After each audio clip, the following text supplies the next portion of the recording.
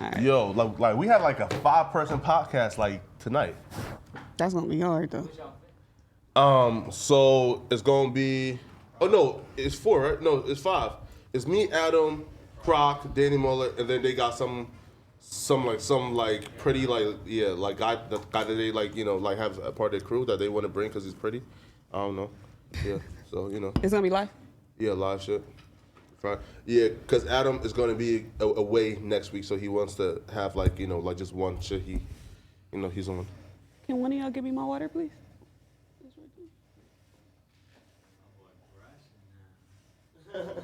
Thank you. All right, let's get to it, man. Oh yeah, can we switch the chair? Yeah, it's squeaking.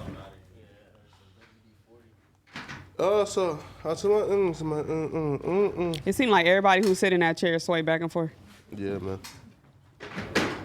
All right, so starting off with the. Hotter flop. Oh yeah. Oh, and also too, let me like pull up like the advice joint. All right, like 1 second, and then we gonna give some advice to one lucky person. Just let me know when the 10-minute mark hit, because my nerves gonna be bad. I got you. No. Like so, look. So like, there's like the time right there, right? Flacco, I'm joking, bro. Okay. Okay, gotcha. Hit your collar. Wait 1 second, guys.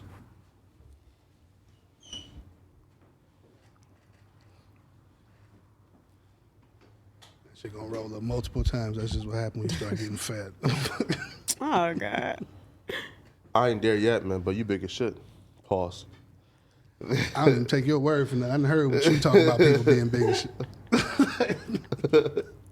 You got the side eye, everything he say. You big as shit. What you trying to say? Wait 1 second.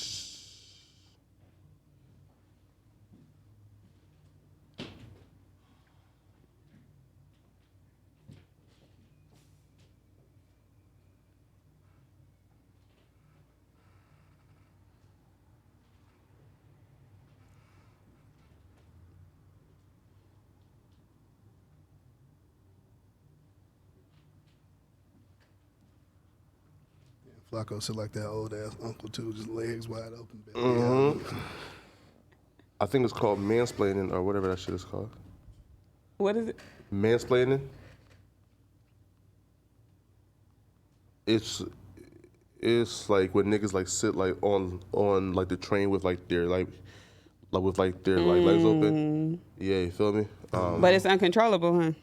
Yeah, man. But there's females. Well, it's feminists and shit who I ain't gonna lie. I found I did a whole interview. If I fuck it. Looking crazy. What?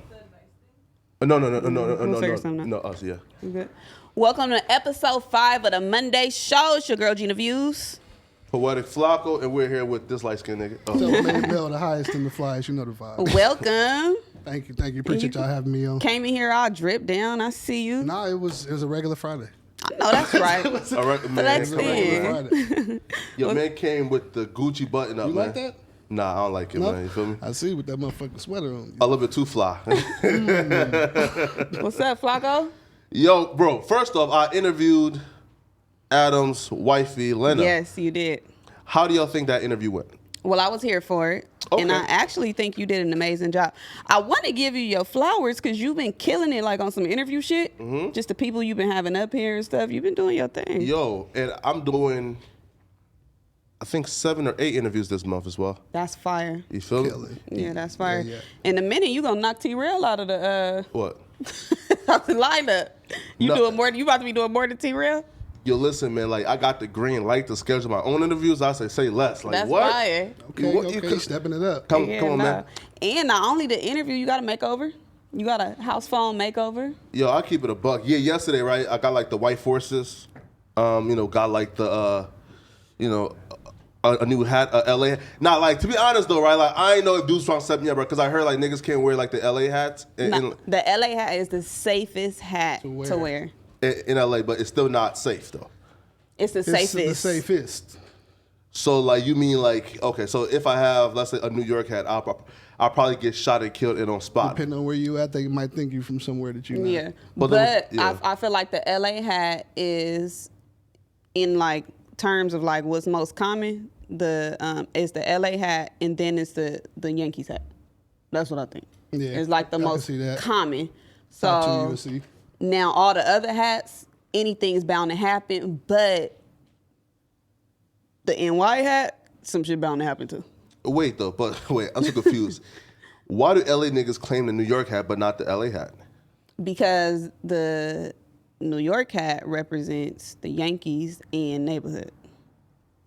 You listen, man. I don't want no type of. I don't want no type of education in terms of the neighborhood, bro. Nah, household got you right with the LA hat. Like that's the safest hat that you could do. Nah, facts, You man. good. Mel, who are you, man? Who is this guy? What's your favorite hat? My favorite hat, my head too big to wear hats. Okay. My head too big to wear hats. So I normally don't. You have 5 minutes left before you can cuss, man. Okay. I like how he called himself though. I do. I be trying to catch it. It's unnatural, but yeah. So I'm more so on the business side of things, not usually the personality. I do have the official YKTV handle, host of that podcast, which we're getting ready to relaunch. Launched about a year ago. I'm in client management with NFL players, actresses, comedians, chefs. This YSL official chef, this thug chef here. Yo, sir. Come real quick, man, just for like 20 seconds, man. It's Come a chef in here that didn't bring us no food. Come on, chef. No. He literally just Listen. told that to me when we was getting off the Wow. highway. Because I thought about it enough. I was like, well, I don't know how long we gonna be there. I would have had him. Man, you could have got your official put on. Come Come here. here, man. No, listen, no. Oh, he shy. He don't Come like here, to show. bro. He don't like to show his Yo, face. listen, man. This is Chef Big's kitchen. No. You can He ain't look him coming up. here with that drip for nothing. Come here. Gina, no. Right, so here's the real reason why he don't want to show his face. It's because he's the YSL chef. Like, he's like Young Thug chef. Ah. So this light-skinned nigga avoided Enrico, man, and he hasn't been on camera since. This young man is one of the most accomplished Well, good. chefs at his age out of Baltimore. He got records and all kind of stuff. Hey, And that boy avoided He Enrico. is 100% official. Flacco. Hey, well, good thing it's Friday and we not actually live like we usually would be on a Man. Monday. You listen The to fans man. would have ran up in here on you. But I just want to know, man, how do the YSL members think about Flacco, man? Like, do you love Flacco, Chef YSL? We can't hear you, man. Come on camera, man. Petty Flacco. Go, boy. man. He gonna do his best Listen, to point out man. and get Flacco, another interview out of it. And he says the streets love Flacco, man. So, Nah, but yeah, I like my history is a little different. It ain't a me interview or whatever, but just so people know, I was under Akon as an artist signee when I was a teenager, 15 to 18. I was a Nelly intern for a while. I ended up getting shot 5 times, and that pulled the music side off of it. So from there, I kind of just liked the intern side, and I transitioned over into business. wait, hold up, networking. though. What kind of ops were you beefing with, man? Fucking Thanos? These niggas shot you 5 times? I mean, well, you got to understand. Like, I come from a different era a little bit. Yeah. You know what I'm saying? Like before, I'm like right in the middle of everything. Like I still like have issues sometimes with having my picture taken. Like it just wasn't something that you was used to getting done. So, it's basic stuff. Like if you come from a neighborhood like I come from, you end up going through the same thing. You grow up, you go to certain schools, you don't like certain people. Y'all get into it, y'all fighting later on, turn into it just kind of is what it is. Like I feel like all of us got similar stories. Now be real, man. Now Flacco don't sleep though. Anybody could get popped. No, yeah. Shit. An intern could get popped. Damn. Now be real though, man. Why did those dusty Negro might shoot you, man? Like what did you do? What did you Flacco do? with the dusty Negro bites? You gotta stop putting that on Dr. Umar Johnson. Don't make it seem like that's where you get that from, man. Wait. Listen, right? So I'll be real, right? I listened to a Wally the Sensei song, and he says, I got ninjas who hate me for some ish that I forgot I done. I said, bruh. Is that how it works? But that's the crazy. thing, Trying like, to kill me. That's the thing, though, for some right? shit You that I would do forgot so I much, did. and then you would change your life, or just because you done with something don't mean something done with you. Yeah. You know what I'm saying? Like I said, when this happened to me, I was a teenager. I was like 16, 17. I just had already, where I'm from, I had just already established the name. The older people knew who I was. The younger people knew who I was. So it was like an inevitable thing. That's why I said I always tell them, like, they was like, oh, well, you got shot this down. I said I wasn't even like surprised when I got shot. It was more so just like it had happened. It was like it kind of was expected because when you're doing certain stuff, you're moving a certain way, you put yourself in those situations. So, again, this is a long time ago. This feel like like a lifetime ago. But the story as to like how I got shot would blow you, but that's a whole other story for another day, though. What happened to the people who shot you? or are they still out here living their lives and taking their kids to school and shit? Or, did you get that get back? I personally, I'm a businessman. I don't believe in get back on a certain level. What I do know from court findings and things that end up happening years later was, I got subpoenaed to come to court. I wasn't testifying, so I took the stand and I couldn't point out who shot me. As I told them, I didn't see the people who shot me. It was late at night, you know what I'm saying, et cetera. It was 4 people in the car. To my understanding, 3 of them are dead. Woo! And the other one is being an amazing father to his children. Are you from LA? No, I'm back and forth. I was born in St. Louis.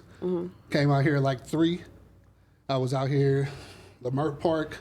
Because my next question was what high school you went to? No, I didn't go to high school. Here? I left just before high school. I went to Horace Mann Middle the whole time I was here. Stayed off 79th and Western the whole time I was out here. Okay. Then That's familiar. Yeah. Moms, end up passing away. Unfortunate situation, and they split all of us up. It's 5 of us, so they split us up, and I went to St. Louis, and life just kind of like took off from there. You got shot in St. Louis. Yeah. Okay. Bro, he said 3 dead. I mean, bro, yo, I ain't gonna hold you, bro. Like niggas who I'm just going off what I know. That's just what he was told. I ain't gonna hold you, man. But the niggas who was sliding for you, bro. Listen, like don't put that out there, man. St. Louis is one of them places where like they compare it to LA on a smaller scale. I promise you, like it's just a smaller city. If you static with somebody, you got beef with somebody, you gonna bump into that person a lot quicker than you would hope to. St. Louis is up there with Chicago. Yeah, we just a couple of hours up the highway. Yeah. I need them niggas on my payroll, man, because some niggas was sliding tremendous. You gonna need a security guard soon. I know, pretty soon. Nah, but Flacco, speaking of the streets fucking with you, I know you just said you heard that the streets fucking with you. BET weekend when I was outside, a lot of people was coming up to me saying they fuck with Flacco. Yo, listen, man. I think like AD and Sharp, right, bro? They had at least like 20 or 30 goons in this building, right? And one of them said, yo, listen, bro, back home, yo, bro, my niggas fuck with you, Flacco. Yeah, they fuck with you. Yo, listen, man. So Flacco might be safe. Flacco might not get packed out. No, you good. And then you're doing some solids. Not to cut you off, Gina. I'm sorry, but you're doing some solids too. You growing in the space like rather quickly as well too. And one thing you're doing is showing love to a lot of content creators. You know what I'm saying? So that's one thing that's gonna push you. Not all of them. No. Not all of them. Not all of them. But some of them. Fuck the ops. Some of them, he doing this thing. He looking good in the good light. Same like you've been doing your thing. Like I said, with the West Coast Confidential and the ciphers and everything. So I've been a fan of yours for a while. Yo, question up, bruh. Why do every hood nigga, right, and who come here, right? They always say, "Oh my God, Gina, I love you, your West Coast Confidential," right? And they all leave out whole festivals on purpose. Like, we don't know these niggas be in that shit watching whole festivals with the Jergens, petroleum jelly, the Jergens and petroleum jelly as well. Dark room. This is what I think it is, and maybe you could tell me if it's something else. But I've been a homegirl for so long. Yeah. Like, nobody, it's like not nobody on the with the exception of a couple of people who probably just now met me, but a lot of niggas always getting me on some homegirl shit. Like, I've been like a little tomboy. That's what I was gonna say. I don't think like if you look at her and if you didn't watch her for a while and like seen her interviews and different stuff she done did, she don't really give you off that vibe. But the whole fashions, it's like the facade. Oh, when the whole fashions dropped, they was acting like I sold my soul. What are you doing? You're allowing people into your space. You have it's content. Yeah, exactly. You ain't butt naked sitting somewhere doing it. It's content. You know what I'm saying? And people gonna look at a pretty face and of course be drawn into it. So more props to you. Thank you. And then last night I went to Bino listening party. Ran into Wally. Yes. And she said, "Yo, I got a surprise for you." And bro, we talk, bro. He's the most. Shout out to Wally the Sensei. Yo, he's the calmest gangster I know, bro. Wally cool. Bro, he is on he's on 2. Like he's just chill, even kill, man. Yeah, no, he was right there. I said, I gotta call Flacco right now. Let me call Flacco. I really like him too. Like he been one of the main LA artists that I like really find myself like tapped into, like locking into. I reached out to him before and everything, but like his music hit. I'm waiting on him to get that next, that next level, like whatever it is that he need to do that just like completely take him out of here. Like I do believe he gonna end up doing it. He said he got some shit coming this month. I believe him. I believe him. Yeah, he told me too. Can you call when I speak about LA, like I'm just like referencing all of Cali, but can you call because he's from Compton, so are Compton artists also considered LA artists? Yes and no, depending on who you ask.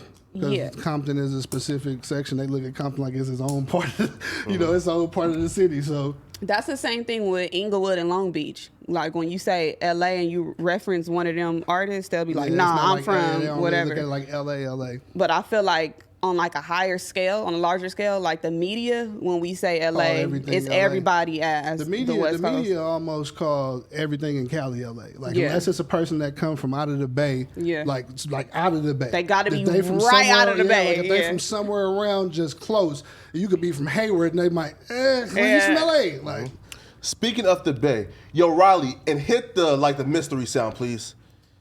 Hit that dun dun dun.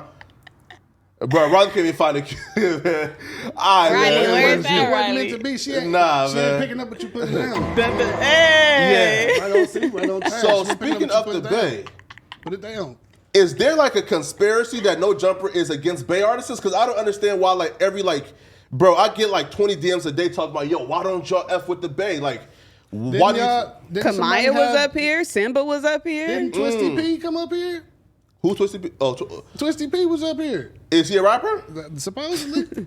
Yo, listen, well, they said that we set him up. I know he said he was from the Bay, so I'm like, Well, or maybe that's where the conspiracy coming from. Because he feel like y'all set him up. Maybe telling people now. Nah, I was getting DMs before Twisty P. Well, it looks like Gina just cleared it up. We did have Bay artists over here. So yeah, I guess No Jumper. From what I noticed from the outside looking in, No Jumper's been a very inclusive platform. You know what I'm saying? Like Adam has made that. That reach to extend his hand to people who normally, where if we looking in media spaces, entertainment spaces, the members of Flacco do not necessarily represent those of Flacco's stupid. But no, like he really has been. He extended his hand. He reached out to people like kind of like what you're saying. From neighborhoods or situations where we may not have had that opportunity or lack thereof. So the artists he bring on, singers. Everybody, so I wouldn't think it was like he got anything against any particular region or whatever. Particular people, that's a whole other situation. He possibly could. We all human, but I don't think so. Well, speaking of artists that's hot and not, we usually kick off the show with Flacco's Who's Hot and Who Flopped. Flacco, you started off so you can set the tone, and I'm going to go last. Yeah, man. So in terms of who flopped, in fact, not like, do I want to highlight a nigga who's hot, or do I want to do the who flop? In fact, I'll do the who flop. No. Listen, I would not be a hater this week, man. There but you go. Show some love first, then we get to it. Fuck that, bro. Fuck that, bro. We going for getting niggas hell today. We passed the 10 minutes. Yeah. Yeah, you good. The 10 minutes go. So Cardi B dropped a song last night. All right, It was with Kanye. Lil Durk and Cardi B. First off, bro, Kanye gotta chill out, bro. Kanye legit just came on the track, did some real bullshit. It looks like unrehearsed, and just left the track, right? Lil Durk killed it. So Cardi B hyping up that song is gonna be like her debut single. That shit was trash. It flopped. So I definitely gotta get that shit the fuck out of here. And now I'ma also do a who hot, just because I want to show love. There's a female I recently discovered on SoundCloud, right? So I was just going through it, man. And then a song called Troubles came out. Her name is JD Jules. Now, I think I looked her up. She's from Jersey or something like that. Yo, she's the next one up, bro. Like in terms of female hip hop, she's spitting, bro. Is the pen crazy, bro? Spitting melodies on 10. So she's next up, you feel me? So shout out to JD Jules again. I don't know you, but definitely reach out, if you see this, man. You're definitely next up. I know a J. Jewels. That's not what you said, though, huh? Nah, JD Jules. JD Jules, okay. Yeah. Let me find out you can't spell, because that sounds awfully simple. You out here mispronouncing. Nah, man, it's JAIDY JEWELS. JD Jules. she's definitely next up, man. So yeah, who's next? Gina or Mel? Well, you said who flopped and who's hot. Yeah. Either or both. You know, it's up to you. Who's a hot artist you've heard recently? I ain't really hearing like too much. I ain't gonna lie to you. Like that's been like catching my ear. Like I said, it is certain people, but there ain't none of them like new. You know what I'm saying? If Mel's homeboys are watching, man, Mel got the alley oop to put on all your music, man. Come on, man. Listen. One thing about Mel, like I told you at the beginning, I'm a businessman. Like, if I guarantee you, if it was somebody that I knew of that would like fit in that space and could do what needed to be done and continue it on. Got you, alley oop. I ain't gonna just yell nobody's name for the sake of yelling nothing. They got to drop the bag or what? They got no. Like, He said you're a businessman. I'm a businessman. Mel said no free shout outs to you niggas, man. Y'all ain't getting shit off my I'm a name. businessman. That's it. All right, well, I got one then. Who flopped? Gina Views. Damn, what happened? So last episode, we was discussing the idea of the potential Usher, Chris Brown versus. Yes. And I kind of fucked up a little bit. I ain't even gonna hold you. What you say? So I said that Chris Brown's first album is still in heavy rotation. But not so much of Usher's music. Oh, that's not true. No, that should get placed. So when I said it though, I was like mentally comparing Usher's album My Way to Chris Brown's first album. Now My Way is not Usher's first album. I think he dropped something in like 94, which I'm like... He was like 15 with Diddy. Yeah, what was it called? I forgot the name of it, but... I'm completely too young to even remember what was on that album. Yeah. But my introduction to Usher was the My Way project. And like I said, when I was saying what I had said about the heavy rotation, I didn't even consider that Confessions had me in a chokehold since it dropped, along with the rest of the country, because the project sold about 20 million plus copies, and is one of the reasons why Usher is in the conversation to being the best R&B male act of his time. I'm literally on record calling Confessions album on multiple platforms because I done tweeted it a numerous amount of times and I done said it before. But I'm on record saying that Confessions is one of my favorite projects in regards to like, you know, R&B, along with Destiny's Child Fulfilled, Keisha Cole, The Way It Is, and then Ashanti's first album titled Ashanti.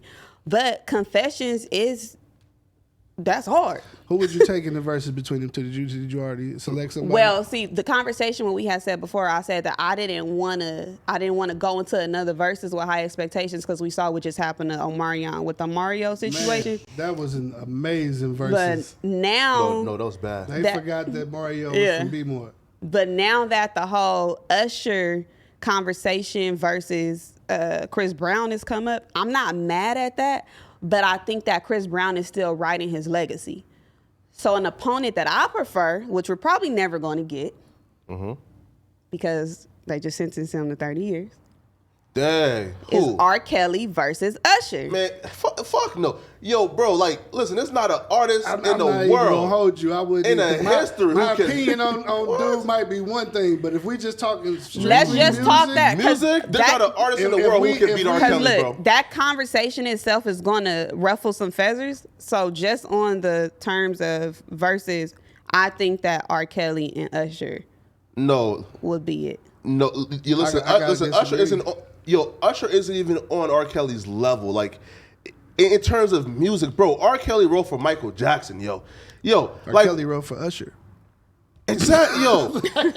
R. Kelly right You now, gonna play his song against him. bro. There's not an artist Yeah. in the history of music who can fuck with R. Kelly. Probably Drake, right? I'll say Drake and R. Kelly can probably do a versus. Absolutely not. And it'll be competitive. I don't even know how that plays out. Like Drake got some records, of course, but what is Drake going? Because he's not going to play mostly hip hop against Kills. Yeah. And the R&B catalog that he does have, He has some it of all. them is going to be, of course, like amazing. You're going to have to. Some might have to be points. But I don't know if he. Like the test of time, you get what I'm saying? Like over that many records, like I said, my opinion of Kells is whatever, his situation is one thing. His music, though, I've always said, like, I tip my hat to him. Goated. Like, the dude TP2 is crazy. the dude TP3 is- crazy. You hate to throw around the word like musical Yeah. genius, but there's He certain is. people that's like that. Like, especially like you think about for everything they say about this dude. If he can't read and he can't write and he Yeah. do all that, like for him to compose, Beethoven couldn't do that. And Beethoven is one. You know what I'm saying? Like, I just look at it in a different light. From his music only, Yeah. I think he didn't produce like timeless records. But that's why I'm saying is that just how you said, there's nobody on the face of this earth who could go against Ever. R. Kelly. But if we're talking verses, we don't want to see another D'Angelo and Friends. I don't want to see Yeah. nobody on stage by themselves Or again. we gonna start calling him Marion and friends in a minute. Everybody, he tried to bring out the Help Hill boy.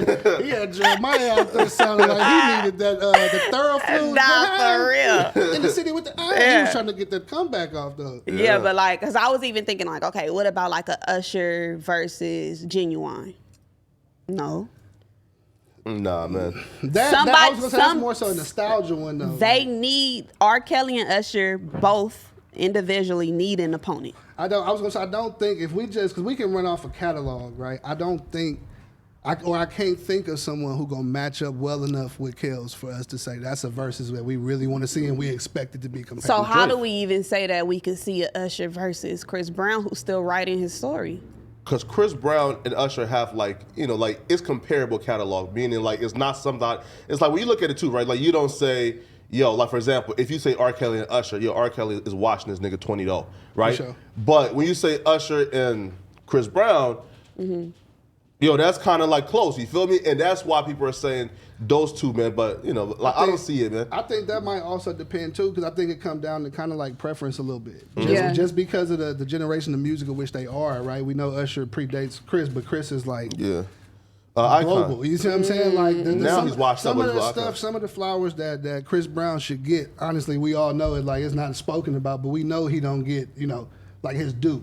He might be one of them people who, when it's all over with, is when they'll actually come out and like actually attest to like this dude was great. Yeah. We was amongst him in his time, and unfortunately, mistakes were made, and certain things you just can't bounce back from in society, right? Yeah. But he's another one of them people.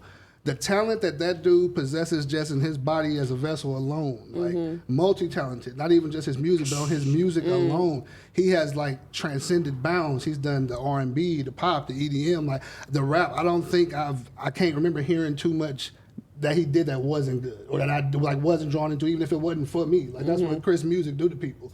He's also the first functioning crackhead that's like that great. Lies.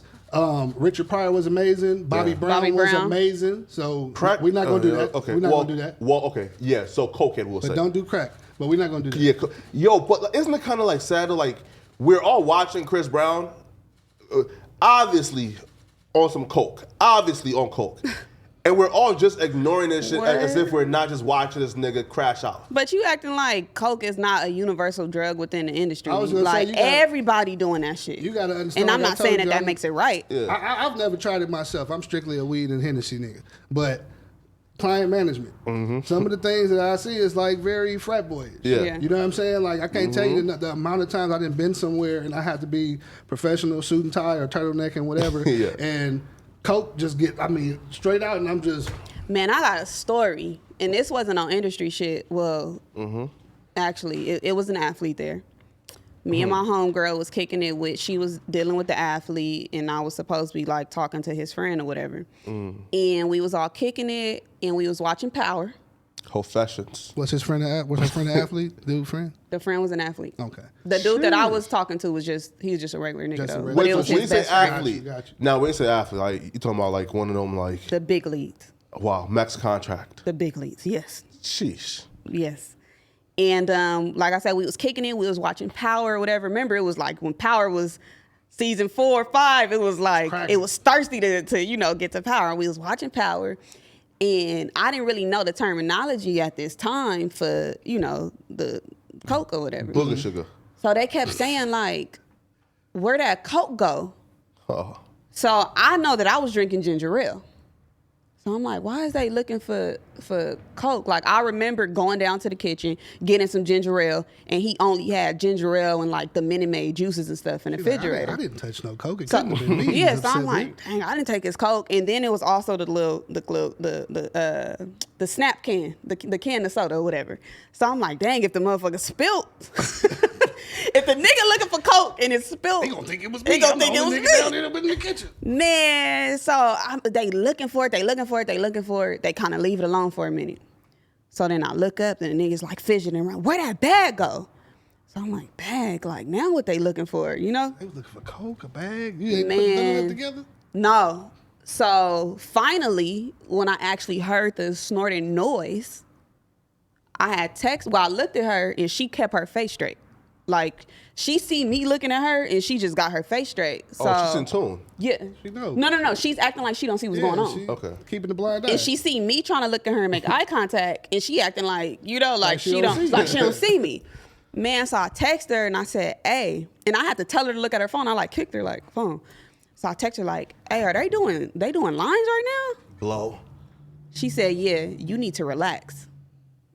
Yeah. These niggas is doing lines. I need to relax. I'm the only one in here ain't coked out, but I need to calm down. She's fucking with a max contract, but she gonna let you fuck up her back. But that's why I said. I said she was all eyes ahead. She was been there before. She know how it goes. So man, she said relax. That shit is like they doing it. And one thing I noticed is like niggas who do coke ain't never been happier to offer you coke too. Like other niggas who do stuff don't be wanting to share it with you. Niggas be petty with blunt sometimes, but niggas who smoke coke or snort coke, like friendly as hell. Man, somebody had, so I walked in a party late one time and I remember it being like this is a cracking party. Like everybody's supposed to be there, but I knew that because it was a pool party, I got there probably like 10, 11. So, you know, by that time, niggas is drying off, whatever, people leaving or, you know. Some niggas ain't swim at all, whole party. Exactly. I get there and it like look empty. So I'm like, hey, y'all, like, where everybody go? Like, am I late? And then the homegirl was like, nah, they back there. So I'm like, oh, come on. She said, girl, we ain't going in there. And I'm like, why? She said, that's the powder room. About 20 minutes come by, the whole party come out the room. So niggas, then somebody, I was like, can I get a tour of the house? It's a mansion. He said, you wanna go in there? Like, I got you if you wanna go in there. I don't know what it is like, but I don't know. I think people in California just be more subjected to drugs younger. I would say like harder drugs. I would say because I've had like videographers and different people that I've used and contracted and things like that. And one dude, he's pretty big today. I ain't gonna even mention his name, but like I got him to start out. And back then he couldn't even smoke weed because he said he had did too much acid. Like he had like burned out like lining in his throat and all kind of stuff. And we was like 20. You know what I'm saying? Like it was young type stuff. So I don't know why they experiment with that like that. Well, we the new crackheads. Wait, who's we? Whoa. Not we at this table. Who we? I just said I've never done this shit. No. I don't fuck with it. But this era, this generation is the new crackheads. If you think about it, the eras before, they was all drug dealers. And you was a weirdo if you had did the shit. And now you weird if you ain't doing the shit. And now I'm the weird one everywhere I go now. Yeah. Cause I'm the one who not, you know, like I ain't off shit. Yeah, and it's like it's regular. Anything. It ain't gotta be coke. Like nigga, coke is like cigarettes now. These niggas do perk 30s like M&Ms. Yeah. Like you know what I'm saying? Like you see them, the whole faces give out. I ain't gonna hold you. I'm the old nigga. I got a cough syrup shirt on right now. I ain't even gonna hold you. Exactly. Yo, every rapper on the planet. Yo, this is why like I hate interviewing rappers, bro. Like niggas would come like, yo, I don't even know what perk 30 do to you, but niggas would just come just like. You know, like that Julio Folio shit, you know? Drugged out as a motherfucker, man. And it's sad because a lot of them do that thinking that, it helped their image because to some degree it do. Yeah, like that's a whole nother conversation, again, delving into the music industry. We know ignorance plays out, sells out a little bit better. But these be kids. Yeah. You know what I'm saying? Like a lot of these dudes be young and they get on this stuff with no idea what it's going to do to them. And I say this as somebody who before I've been in business for myself for years now. Previous to that, my career field was substance abuse counseling, and I was a therapist. So I didn't already kind of seen this, play out. My daddy did that type of thing. Yeah. Big ups to him. I know the AA prayer. Shout out to Pops. Look. Shout out to God Pops. grant me the serenity. My dad also do that. He actually let me say he did that. He just stepped away from his job. He had been a drug counselor and former drug addict, turned everything around, been clean for like 12, 13 years now. Shout out to him. So he done helped so many people, made the papers and everything, whatever. He just walked away for himself and went back to working entrepreneur and business again too. So, do you know that Gina turned down a nigga because he looked too much like her daddy? You know what? I actually did see that interview. That was West Side Boogie, right? Man, but isn't that the most evil? No. Come on, No, man. because think about Hurt it, right? that nigga's feelings, it makes man. sense. It makes sense in a couple of ways, right? What do they say women want in a man? They dad, right? Yeah. They mean what? The way he act, the way he treat them. You don't want Not to the date way nobody he that look. look like your daddy. That's a little weird, creepy. though, right? He's a nice guy. He can't help how he looks, man. Come on. Would you date a female that looked like your mom? Looks like my mom. If she looked like your mom? Like how? Like the, What you mean how? She like looked how like your closely mom. aligned Wait, though, bro? because did She you see the said he looked picture? like her dad. Did I No, show you the no, picture? no. He's a spitting image of my daddy to the Let's fat. see it. So my if other somebody phone over look, there. if somebody looked just like your mom, like just like your mom, they could be Can you, twins. can you Would give me the date her? blue phone right there, please? Just like my mom might be too much. Like exactly. Like Exactly. There you go. might be too much, right? There you go. But like if it's just a slight resemblance, you know, right? Listen, listen. If she's a slight resemblance, You gonna overlook it? bad, You smart, you gonna- educated, you know, You gonna bring her around to Thanksgiving and everything? I might have to overlook it. But if it's like a spitting image, bro, like I might have to pass because like it, right, because like I don't ever want to like like have her in doggy style and wonder, you feel me, bro? Oh, Fuck, my you didn't take us somewhere all the way. I goodness. just asked you if the girl looked Yeah, like bro. your mama. You talking about doggy style and if she Yo, that'd be slightly crazy looked like too, your right? mama. Oh shit. Exactly. Oh nah, that's different. That makes sense. Oh nah, that's different. That makes sense. Yo, I wish the camera, bro. You That's got to- different. You got the DNA test a nigga like that before y'all Yeah. date. You got That's to what be like, I'm saying. Nah, I'm gonna that have to nigga tell look you. like I need to Reggie. make sure we don't have the same DNA before I just be out there Nah, dating I'll you. keep it a buck. After seeing that shit, they might like, yeah. They do. He looks more like my dad than my little brother looks like my dad. That's crazy to It's see crazy. that, man. But let's get into some shits. Let's talk. Here, do y'all want to start off with R. Kelly or with Eric Holder? Yeah, let's get past R. Kelly because we briefly brought him up a little bit. We can come back to that later. Y'all want to do that? Eric Holder real quick. All right, man. Yeah, go ahead, man. So, what's your thoughts on Eric Holder getting a severe case of the beats? I don't think it's surprising. I think it's taking a little longer actually than it normally probably would have, but because of the situation and where he's placed at in jail. And did you see? I think if he was in general population, it'd be worse. It could Yeah. happen. It would happen way more often, or we would be having a different type of conversation as to what happened. Did you see like the photos? I did. Somebody had a hell of a right hook. Yo, Hell of a right hook. somebody or people? Because bro, that shit look like a nigga. Bro, they I don't know packed who him did out. what. I don't know who was involved. I just seen that side of his face was lined up perfectly. You know what? Like when I seen that, I'm not even like shocked or even shook. I'm just happy now that they can leave the innocent people alone, right? Because there was this thing going on that after Nipsey passed away, that they were targeting his family members because he was in hiding, right? Because he was at the crib chilling, and it was either like shooting up his mother crib, his father crib, his uncles and brothers, stuff like that. So I'm just now happy that hopefully, because they finally got him, now they can leave those innocent people alone, right? Because at the end of the day, those people didn't deserve it, Yeah, And also, too, though- never wanted civilians is never supposed to be fair game. It used to be rules to street shit, right? Yeah. And that's why I be thinking about that sometimes. It used to be like, oh, you don't do nothing to women, children, old people, et cetera, and then now just like we in a different time. I feel like because they move on whoever, depending on what the situation was. Whoever's whoever is accessible. Yeah, Do y'all think Or those caught in guards set him up? crossfire. ain't no telling. Man, come on, bro. Ain't no telling. Yo, You never listen, know. I know for a show, Well- man, that Nipsey Estate drop 100 pack on him, bro. Well, how did Pause. Allegedly. where did it happen in jail? Was it at court? Like, how did they even gain access to Eric Holder? So while he was being moved back and forth, they got him. Transported. Come on. You guys know. I mean, but you got to understand too. Like moving through jail, there is other prisons. There's people being walked down, could be down the whole other side of the hallway. Now, from my understanding, I think if you NPC or whatever, you're supposed to move completely separate and et cetera, et cetera. But I mean, you never know. He could have turned into a hallway and somebody was there and it popped off. Like it could have been anybody. Talk about caught slipping. Yo, like, can you even imagine being like a dusty Negromite and going to jail and knowing that like all of like your prison guards, they're all affiliated. Like everybody like it's from somewhere in LA. Like somebody has like biases. Like even if somebody is like a straight civilian on like the straight and narrow, They got friends that's or they still grew up in a particular neighborhood. So Everybody op, huh? exactly. Yeah. To some degree, and that's why I said if he was in regular population, we've been talking about this story, a long time ago.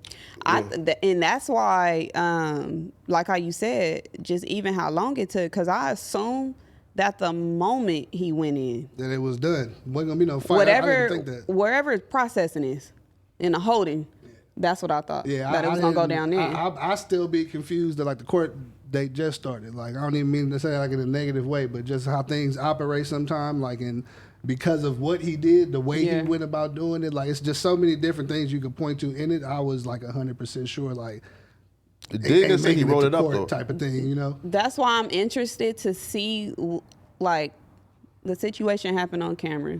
We know who did it. We know how they did it. We know what they did it with. I'm interested to see exactly what the court is going to give him. Well, the defense he's using, right?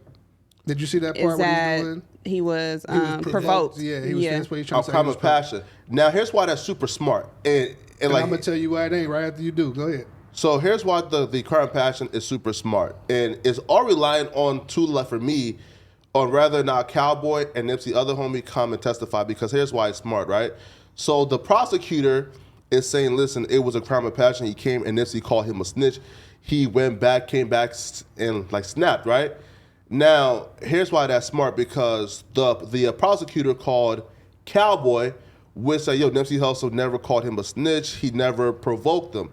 They called his girlfriend, who reportedly she'd known him for 3 weeks, and she was driving him around, right? So pretty much they called her, and she said, yo, listen, like, we were driving around, and this bird gonna say, why driving around with her new nigga? She seen Nipsey and was like, oh my God, it's Nipsey, he's so fine, right? Let's stop and like take a picture.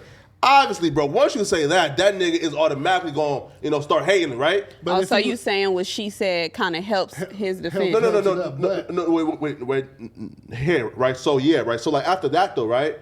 And she said that they went and took a picture, and Eric Holder asked Nipsey Hussle, yo, did you, or are you telling people I'm a snitch? And she said that the conversation was very cordial. Yeah. They left, went ahead and grabbed food. Eric Holder told her, yo, go around the corner and park. Right. He hopped out, went with a gun. Now, and here's why, right?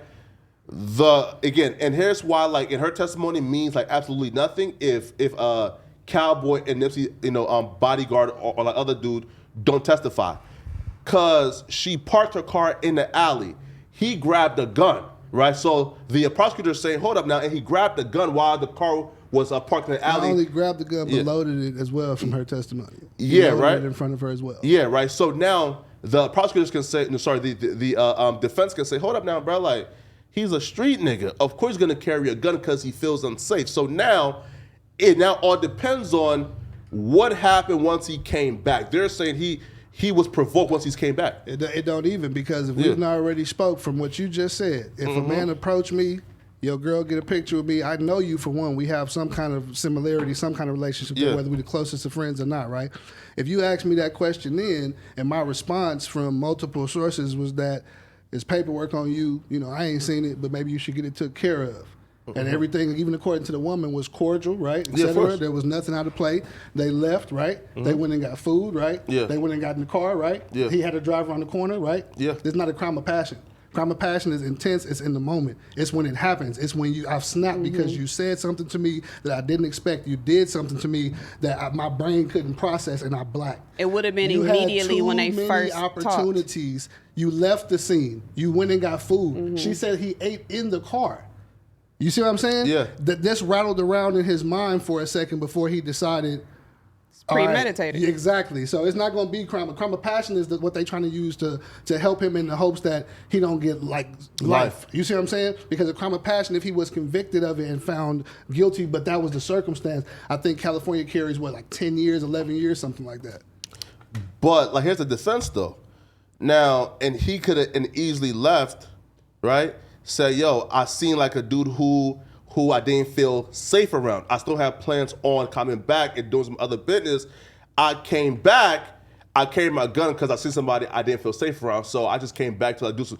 But if he didn't At feel that safe, point- he should have left. At that point, Yeah. see, the law work with language. Yeah. If you was afraid of something, what they tell you, if you ever get caught up, if you never, well, you probably never been in one, but if you've never been in a situation with your homeboys where something go down, Yeah. and y'all had the opportunity to leave, Yeah. Which he and did. y'all didn't, everybody is looked at in the same light because like, they can say we was all in this house together. He pulled the gun on dude, something popped off. I walked outside. I came back in the house, and then he ended up shooting dude. The fact that you walked back in, they're gonna say you had the means and the access to be gone. You could have left the situation. If you were in fear, you could have left the situation that put you in fear. But You he went left to- and got you a went and weapon. ate. You went and sat in the car, ate some food, loaded your weapon, sitting here thinking about your girl just pressing up on dude. I want a picture with him because he was that type of guy. You see what I'm saying? This is a hatred thing. This is envy. This is breeding in niggas who want to be in your position and want to be in the spot that you in. Like course. that. You And see what this I'm is saying? also somebody who's known in that area to be known for Hating? being a snitch. Gotcha. That's what the whole thing was about. But again, now you got Cowboy saying from his own testimony, he didn't took the stand already, that Nip never called the man Nip a didn't snitch. even say it. Yeah. You got the dude. It was another victim on the scene who got shot. Says the same thing. Nip never called the man a snitch. Their conversation was and that's cordial. And that's why you, that's important. You did that because you felt a way about this man. That's what it come down to. Your jealousy, that envy that was in him from seeing how did this nigga that's from the same place that That I'm I from, am. how did he make it? Why do they love him like that? Why don't they love me like that? Why they don't love me like that? They even said prior to it, he had handed him a CD. Did you hear about that part? No. Cowboy said the dude gave him a CD. They had just saw him 2 days prior. Wow. He handed him a CD of his own and asked Nip to check it out. Mumble When was he such a rapper. originally approached him, that whole conversation for his girl to get a pic, Cowboy says in his testimony, he asked him, "What did you think about the music?" Right.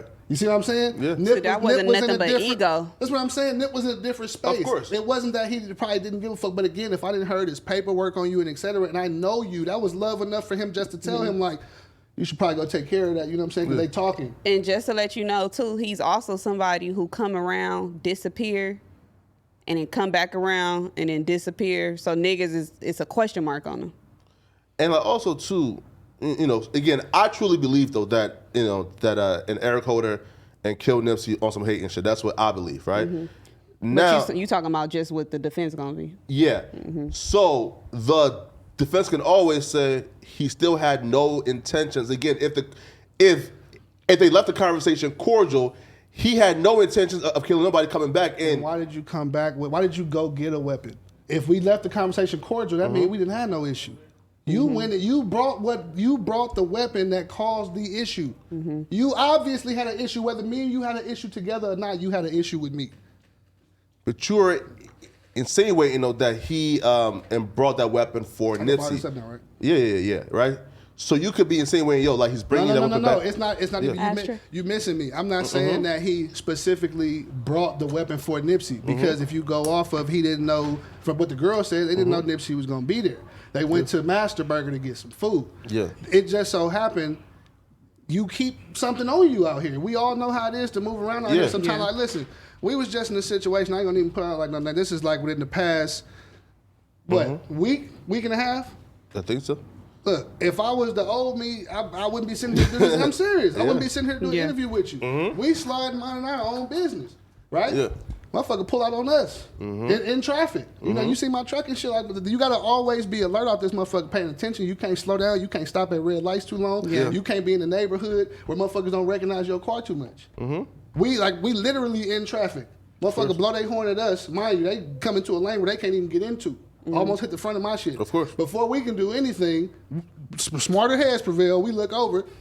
It's already up. Of course. And You see what I'm saying? This is an everyday thing living out here. So I understand his need for having what he had. Of course. But I also, like I said, I don't believe it was just I'm upset. Like, I feel like you wanted to do what you wanted to do. It was going to happen. No, right. So we don't. But what I'm saying, all right, if Cowboy and the other guy who was with Nipsey, if they don't testify, right, and he could easily say, yo, I came back on some cool shit.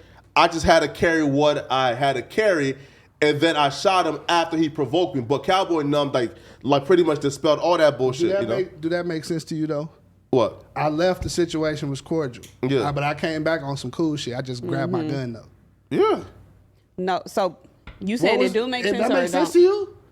If me and you Yeah. have a disagreement right now, nothing gets out of nothing yelling, nothing. It's just basic difference or whatever, right? Yeah. And then I tell you we all good, and I leave out this building. Yeah. And then I come back a couple of minutes later, and I got a gun on me. I don't say nothing about what we just talked about. I just yell some shit, and then I start. That's cool. That's the right thing to do. Well, first off, I believe Eric Holder is guilty. Now this, if he says, "Yo, I just forgot my gun, but the first time, like, right, right, like I just forgot it. I got caught slipping the first time." How did he get caught slipping? It was a cordial conversation. No, like I always have, right? So like I always have my gun on me. I just forgot it. So when I was bringing it back, it wasn't me saying, "Yo, I'm gonna go shoot somebody." I just always have. It was just a force of habit. I didn't have it on me. Yeah, so I right, had it on me. right. So yo, trust me, like, and listen, and he don't got no peon ass like lawyers. He got some real He niggas. do got a peon ass lawyer. He got Darden from the OJ case. You let OJ. He didn't drop it. I thought he was getting No, he's like still death on threats it. and stuff. Dude, He's back to still it, on right? it. Yeah, no.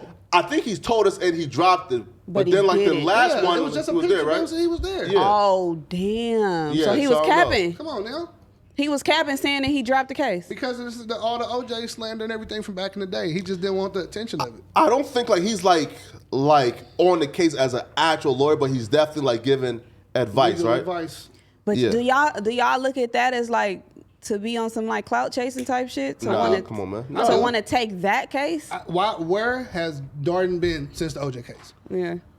Why would you wait until this high profile of a case? And then it's on the side where, just speaking for myself, I ain't gonna speak for everybody, but you take the side that people might not necessarily favor the most. Right. You see what I'm saying? Like, why At would least why with the put yourself OJ, in that situation, the black people, because he was on OJ side, right? No. He was on the Cole side. Yeah. Oh. He was trying to put them away. But Darden stated that he has a relationship with Eric Holder's peoples, like his parents or some shit. So Darden, the LA nigga.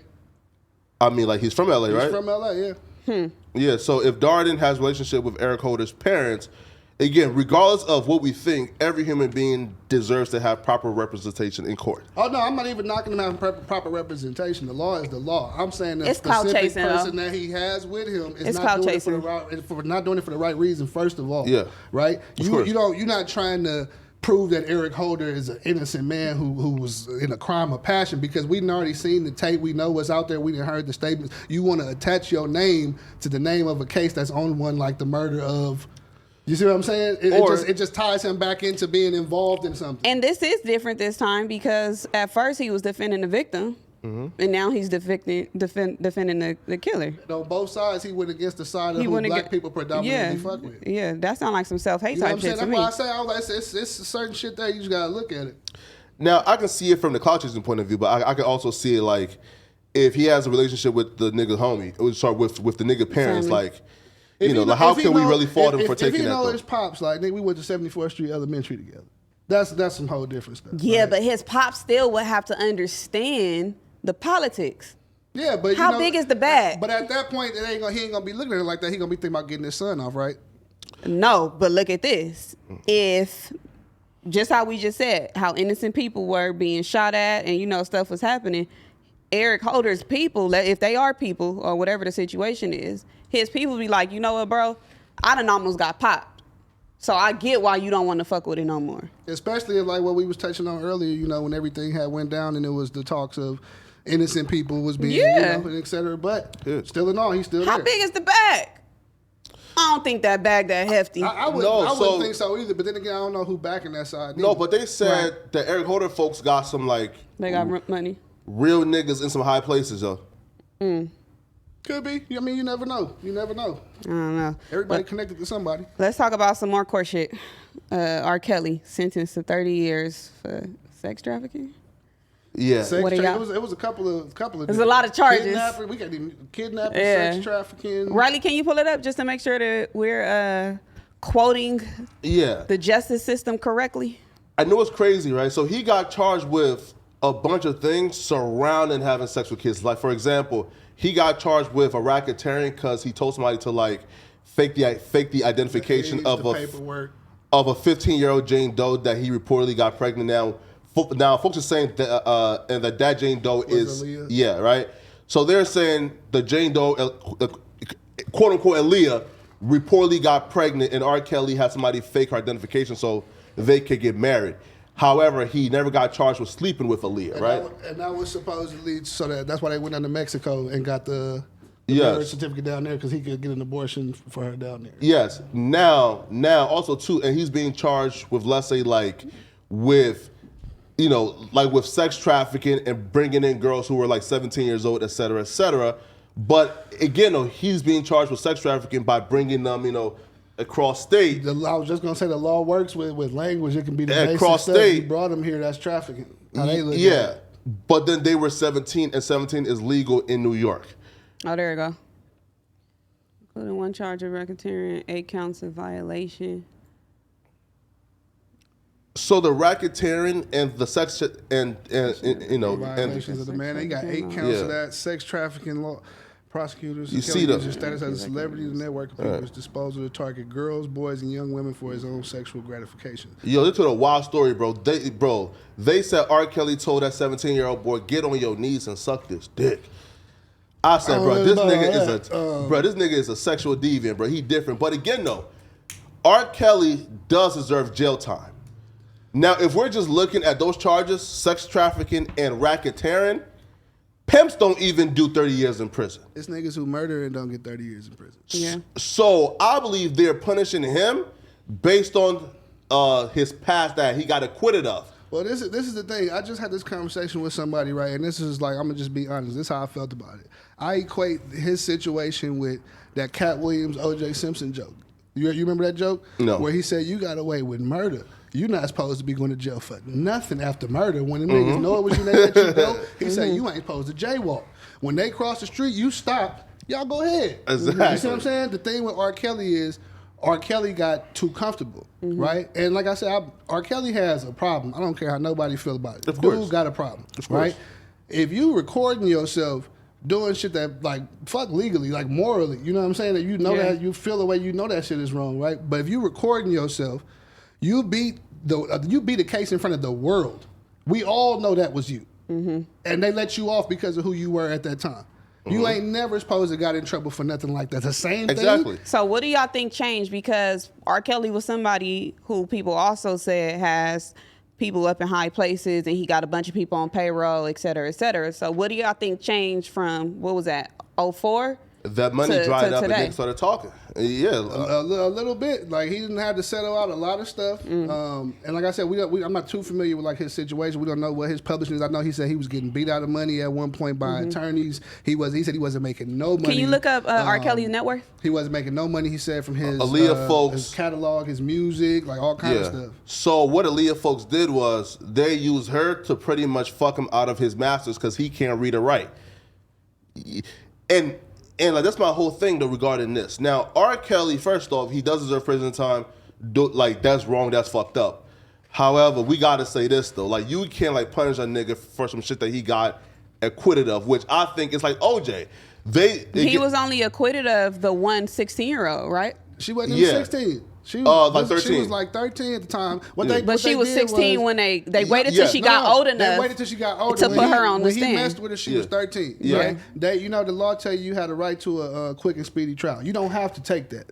So he chose to let it play out. So he waited. He used the whole system, the 6 years. By the time she took the stand, she was like almost in her 20s. Yeah. So they hearing the story, but you're looking at a grown woman at this point. You're not seeing the 13-year-old that was on that tape, right?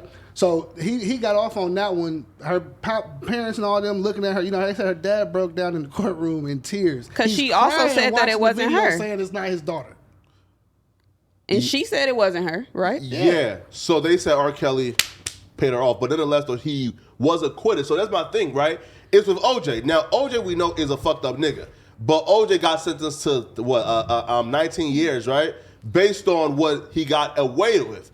R. Kelly got sentenced 30 years based on what he got away with, and to me, that's not thorough. That's not right.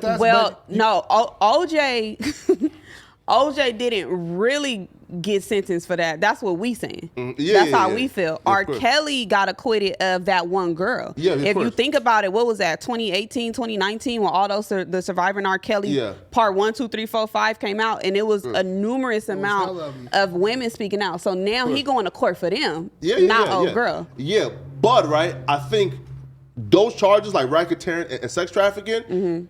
If that was anybody else, they ain't getting 30 years. But that court is upset that R. Kelly got away with it the first time. I would agree with you because I was gonna say I think what it is you got to look at it like we know how this country operate, right? Of course. These people don't never want you to get off on them with course. nothing. Yeah. So when you think you got away, that's why you got to tiptoe after. If Especially you as get a away Negro. with anything, you better be on your P's and Q's because they waiting for you to make the mistake. So that just so they can say, we didn't catch him 10 years ago. Yeah. But we got his ass now. Let's get him for that too. But also, look how much times have changed. So back then, it was cool for niggas to get it cracking with 16, 17-year-olds. The times was different. People were Well, doing. I don't know that it was ever cool. Like I get what you're saying. Listen to verse 2. Listen to verse 2 a big old butt. No, I was gonna say I think way back when, like, cause like of course like Color Purple days type shit coming after that. Well, they 17 married is legal. younger type Niggas shit. was coming We up to talking- my high school. In New York. I can understand this though, right? But listen, we talking about a dude who. Here's the difference with the niggas that's coming to your school. Because there's no difference. They was dead wrong too, right? Yeah. Them niggas was 20, probably 22, whatever. They was coming from 16, 25, 17, you see what I'm 26, saying? yeah. So them niggas knew too. This nigga R. Kelly was already an established superstar. And they documented it saying this nigga was having people take him to a restaurant across the street from the high school right before the high school got out. McDonald's. And picking. Like as the girls was coming out, this nigga was like, go get her. I'll bring her over here. Tell her R. Kelly over here. Yeah. But look, the time that he went to court for the shit previously, I think if we were still in those times and all of this stuff came out, I just don't think that they would have gave him the same sentencing. Today, we got all these movements and all these people who want to be accepted. You all know these, really what it is too? To piggyback just what I think you get into, right? We in a social media age. Exactly. Right? Like it wasn't Everybody wants to get on the right side of history. Peep this, and right? I blame our parents and the generations before us, our parents, for accepting this and letting this shit go on. And it was Boondocks jokes, Dave Chappelle jokes. They didn't ran off a whole nother little side category of it, and like it's a running stock. You see what I'm saying? But this is what I mean, like with the social media, right? It's so much more accessible now. The stuff that you do can be put out there like that, right? Yeah. Remember the girls fighting on the live and everything? Yeah. Same two girls. That first case happened so long ago, like I was a kid, like it was on a VHS tape. Do you I remember the tape it was on because next Friday was dubbed in front of it. But do you remember on Barbershop when D-Ray walked in the barbershop and said, I got R. Kelly Yeah. Wow. Got R. Kelly. Like, It was something became that a we joke. are in a sensitive era right now that everybody want to get on the right side of history. So it's like, all right, let's send to this nigga. Like you said, it's murderers and stuff who don't even get 30 years. Yeah. Let's get this nigga the max so we can get everybody to shut the fuck and up. then another thing too that we have to look at and take into account, right? R. Kelly had something that a lot of people, men or women, necessarily don't have, right? R. Kelly had power. Yes. Exactly. When you are that talented, when you get to a certain level of status, people kind of let you do what you want, right? We see it all the time. There's certain celebrities who can move the way they want to move. But once you pair that ego with that, that's a bad combination. Because look at what your advice was. And R. Kelly's going to jail now. When is the parents going to go to jail too? Yeah, I think- that's what I wanted to ask y'all. Is there any accountability should be placed on them people? Hold parents? on, on them hold on, kids' lock 'em up. parents? Because I was waiting on this part, honestly. I would like to hear from the woman's perspective first. What? Because a lot of his, victims, quote unquote, Yeah. are black women. And I know that, in our community, there is like some black women don't believe that he did nothing wrong and et cetera. So I'm interested in hearing her take first, like on I think that they should definitely be held accountable. What type of penalty? I don't know, but I think that 30 there years. should be some type of force placed upon them. And what we've seen, like in the black community, there have been times I done seen family members be like, "Hey, talk to my daughter so they could get some drugs or something." Like family members do that. They pimp out their nieces and nephews. They pimp out their daughters and Yeah, sons we to know how get it what go. the fuck they want.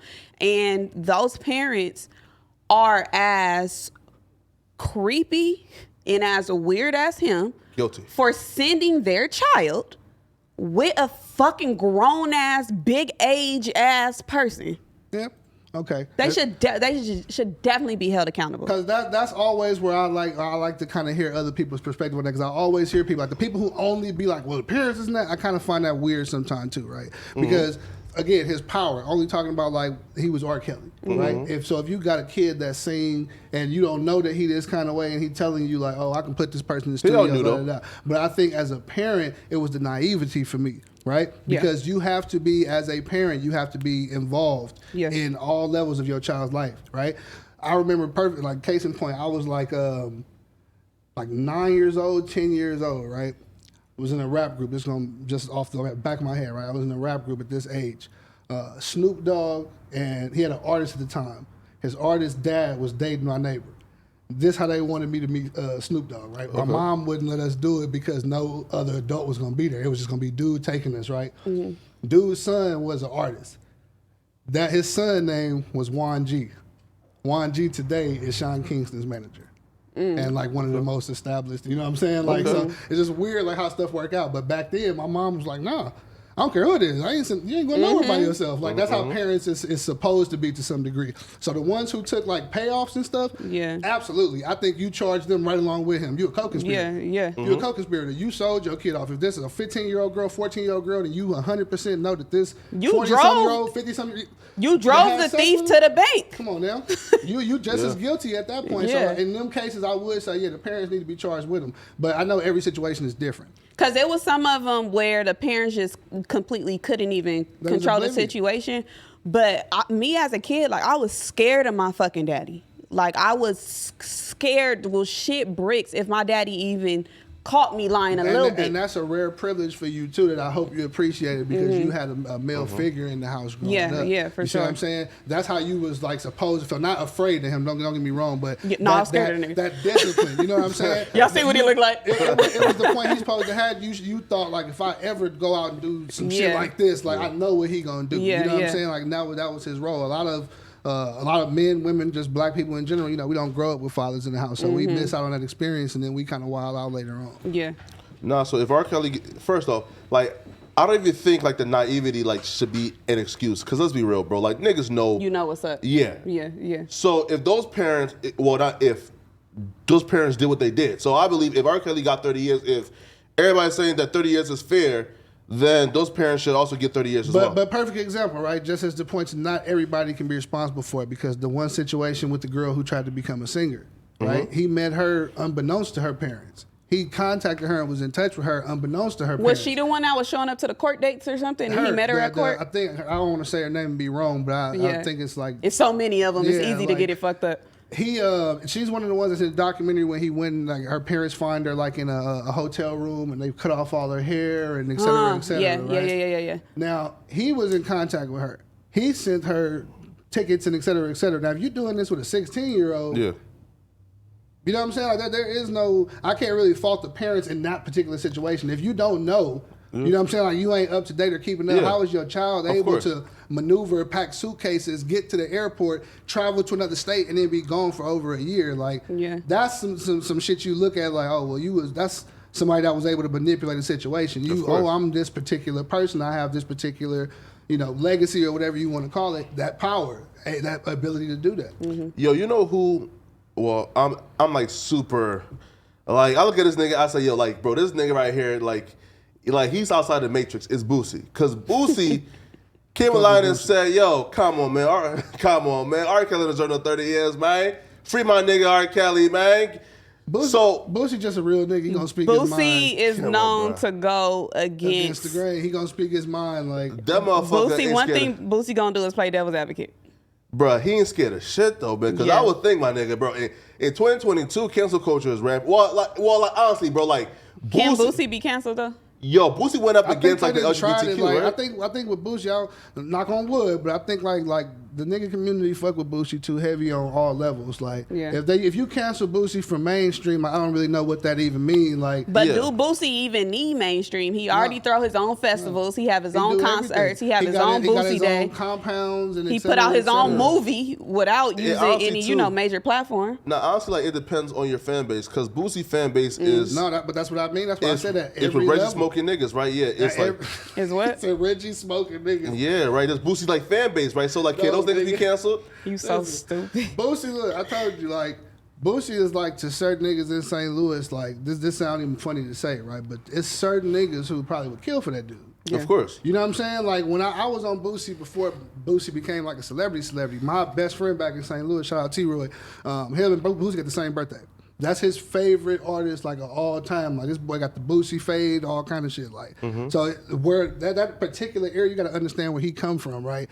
We didn't watch him go from being the young dude toting pistols to the mall. You know, if you find a 50, I'm pussy. When he was throwing out hundreds of dollars before social media was like a thing. When he was on the DVDs, like his music was already banging before people, like everybody else, really knew about him. So then him coming into the game, him beating a murder charge, like, you know, he just like basically solidified himself as being exactly who he said he was and who he portrayed himself to be. Yeah, nah, man. Like, honestly, man, like when it comes to Boosie, like, it's the fact too, like, why, like, I even laugh at like when folks try to cancel Boosie, because bro, like the average Boosie fan probably like don't give a fuck about the LGBTQ community, don't give a fuck about none of that, bro. Right? Like, bro, those are probably the same niggas who's in Lil Nas X comments, you know, like talking that shit. So, you know, I don't know, man. Now, what did y'all think about Boosie's rant though, in the tweets that he dished out? Yo, he's a bold man, bro. Cause like, listen, even like Boosie fans who are like probably they aren't the most woke niggas, right? So we can't even like put any type of structure into them niggas, right? But even them niggas might like look at R. Kelly and say, "Damn, my nigga, like I don't see how you protecting this nigga, man." I think with certain things, like I said, like I think he was right on certain things. The other things, I think you just gotta know when to say when, right? I'm not a person who dishes out years to other people to put them in prison. I don't know the value to place on somebody else's life. You feel me? Yeah. What I do know is like, yeah, like you've been caught doing certain things. So it's not even if you did something. 30 years, however, is 30 years. Like who puts the number on it? Because there was other people who was perfectly fine taking 100,000, 50,000, whatever. Like I'm just trying to figure out how they judged and how they decided we're gonna give you 30 years. So tell me this. Do you think that Boosie represents those people of the hip hop community who might side with what he was saying?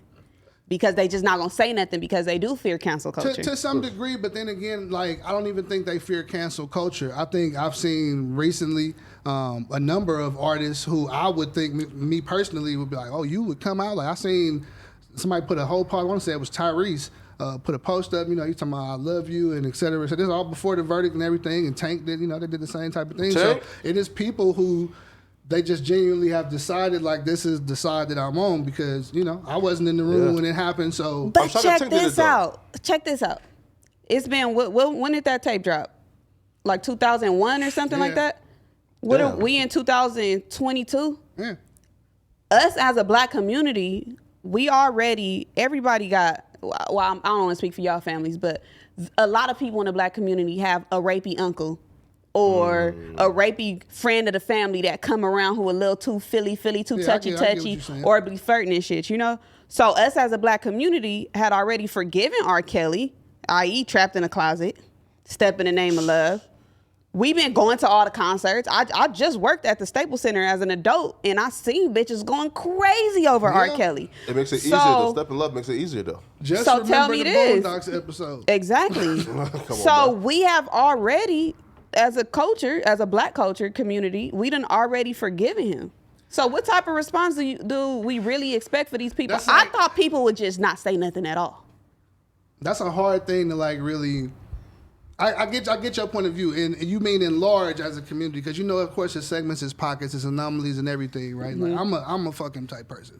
Anybody who know me, that they'll tell you I haven't listened to dude music in years, and et cetera, and I still will acknowledge that he's a very talented person. I just my moral compass is a little different, right? But but would you say that would you say that you got to that point when everybody start kind of turning their backs against him?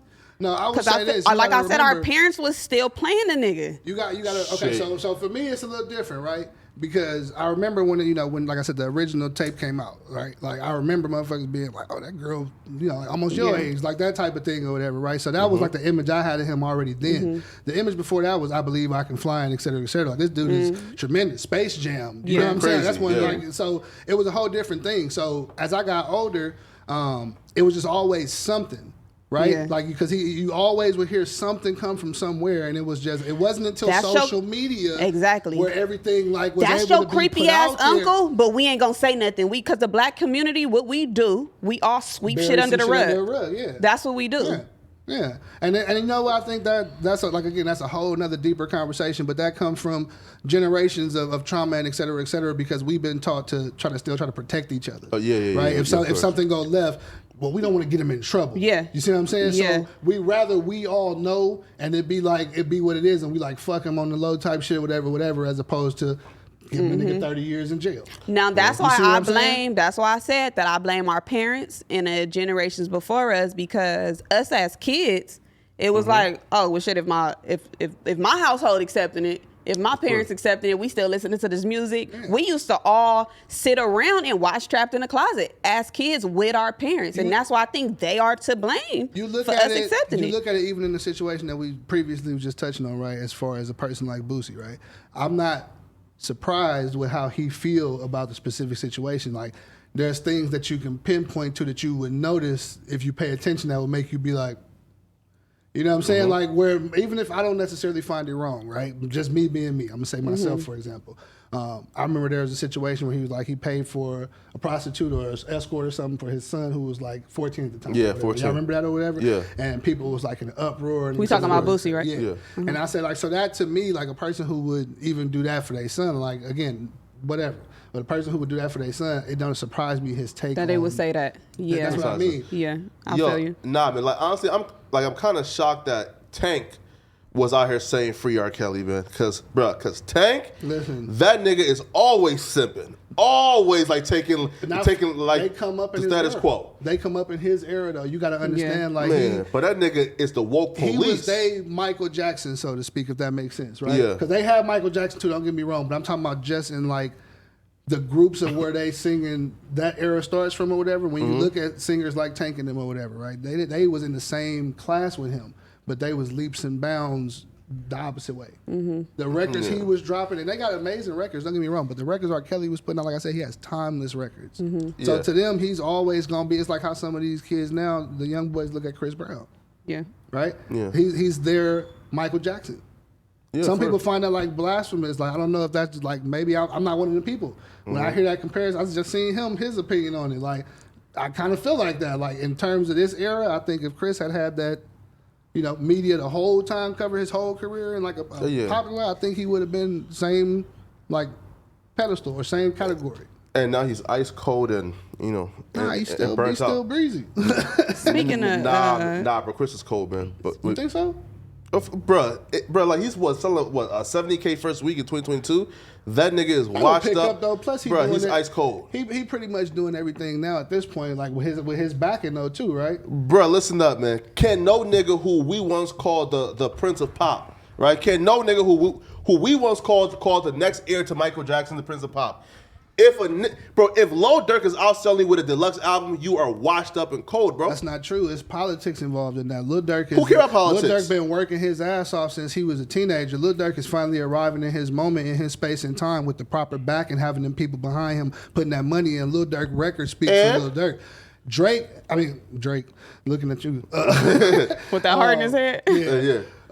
No, Chris, we all know, we ain't got to speak on it, but we all know what his hiccup was. Yeah. Right? And that lasted the duration of how long now? Yeah. Right? And I'm not saying, again, I don't want to make it sound like I'm like just brushing over that or whatever, right? That's a serious thing. He beat abroad, yeah.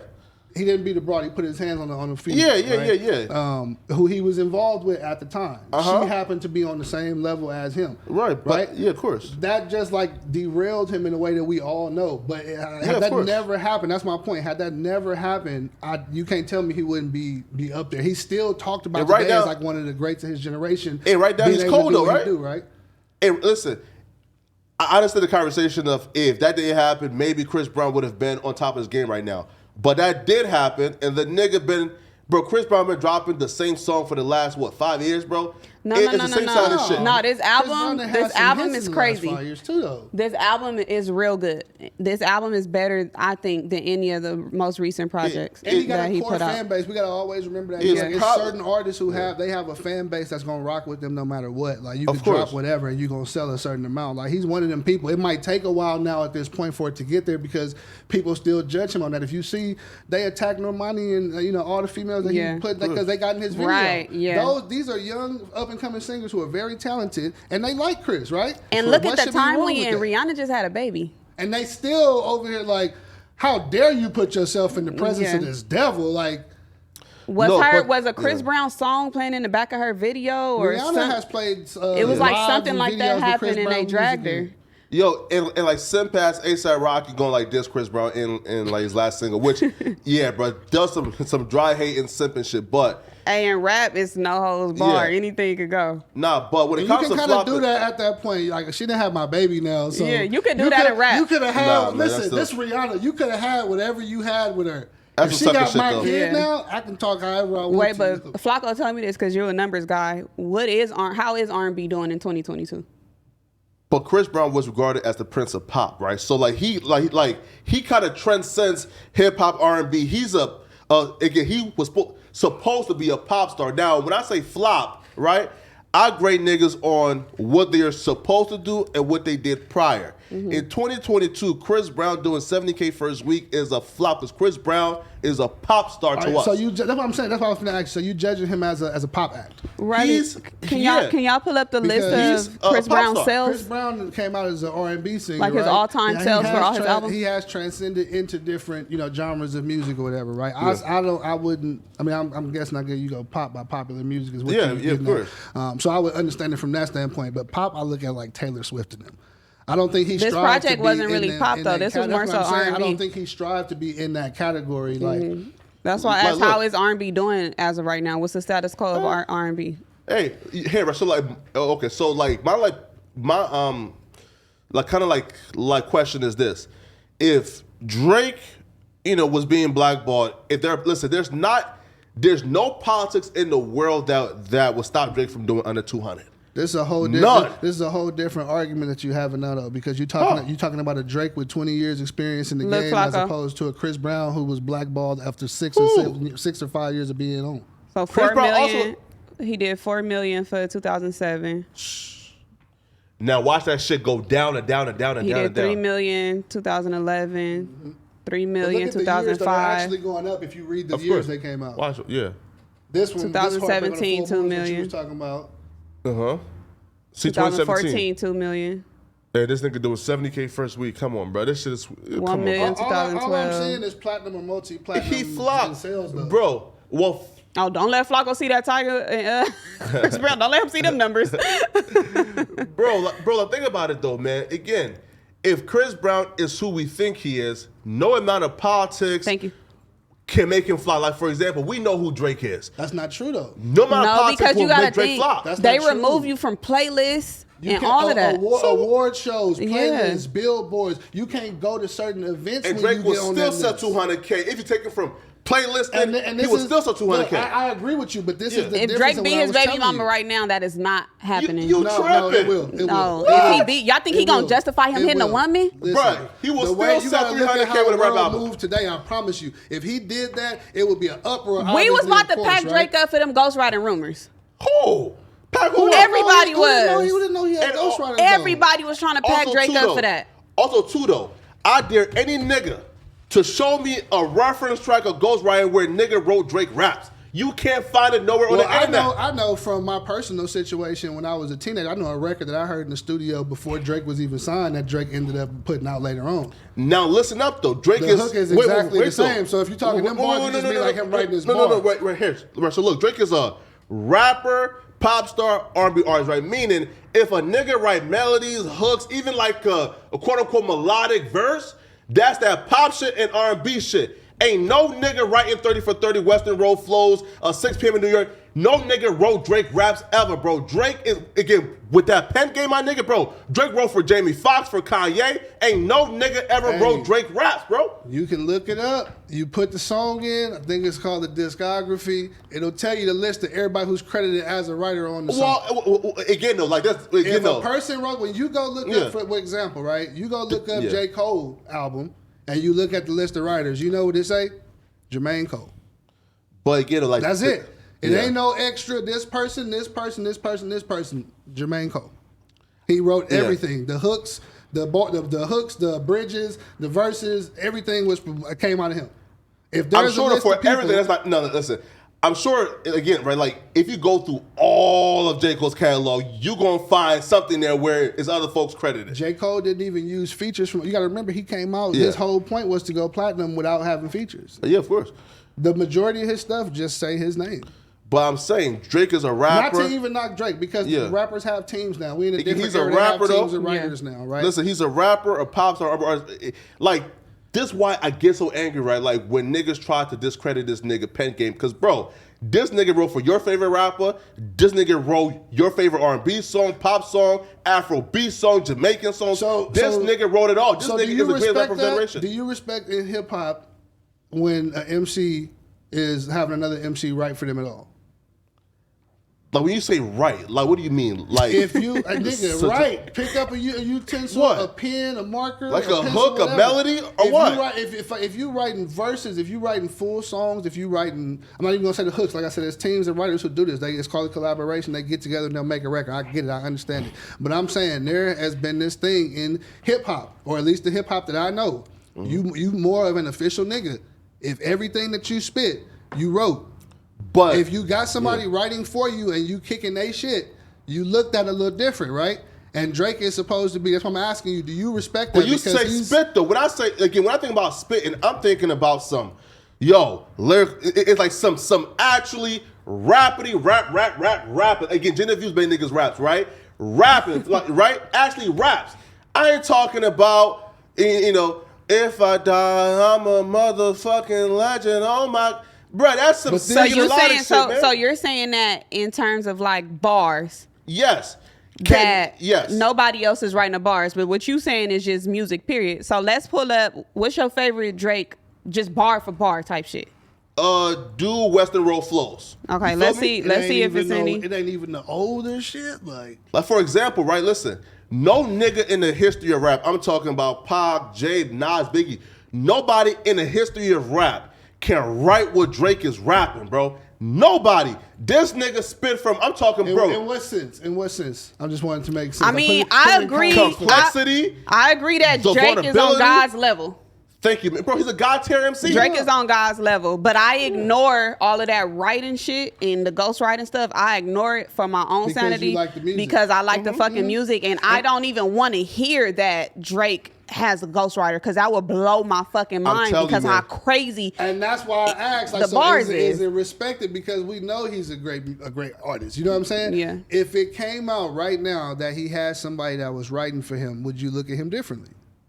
Like writing bars? Yeah. Yeah, of course. Okay. But that's what I'm saying. When that when the ghostwriting rumors came up, even though it only existed for probably less than 24 hours, niggas was ready to pack Drake up. That's why I don't think that him being who he is as being someone of that status and being a future, well, he's a legend already, but being an icon to us, I don't think that if he does something that anybody is going to just sit there and ignore it and just brush it under the wood.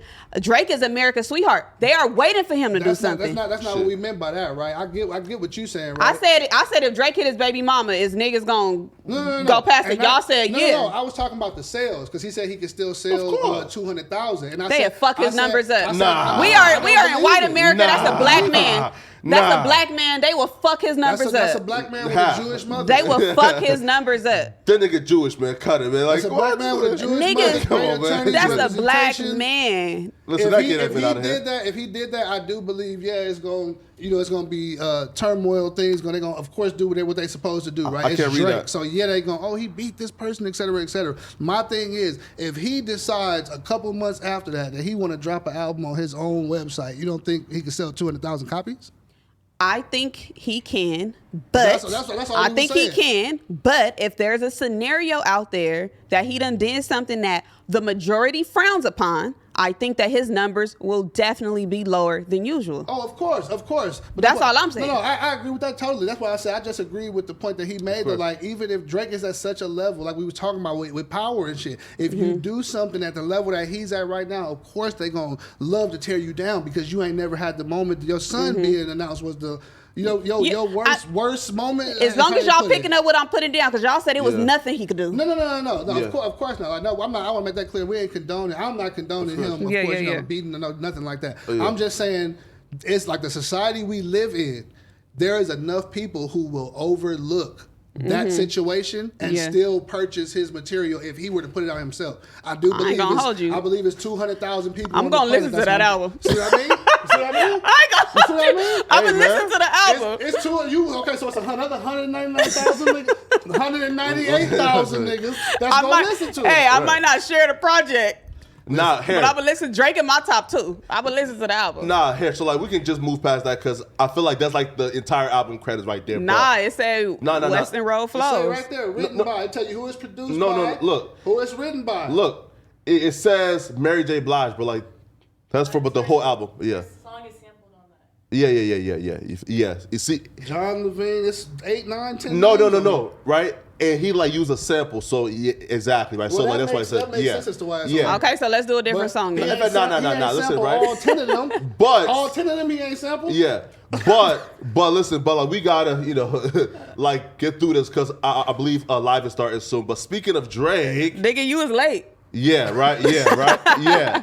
But speaking of Drake, let's move on to Big Soulja, man. So Riley, can you please pull up Big Soulja? Dissing No Jumper. Dang, he told us not to talk about him. Flockavelli. Man, come on, man. You can't help it, huh? Yo, listen, man. Riley got the audio, man. Nigga, that live start at 6 o'clock. Yeah. We good. True, but we good until 5:50. Yeah. Okay, cool, but I hear. So just you can just go up and then back down again, Riley. Yeah. Next nigga, you. Okay, perfect. Who gave y'all niggas authority? Nigga, don't bring my name up no more, nigga. Fuck you talking about.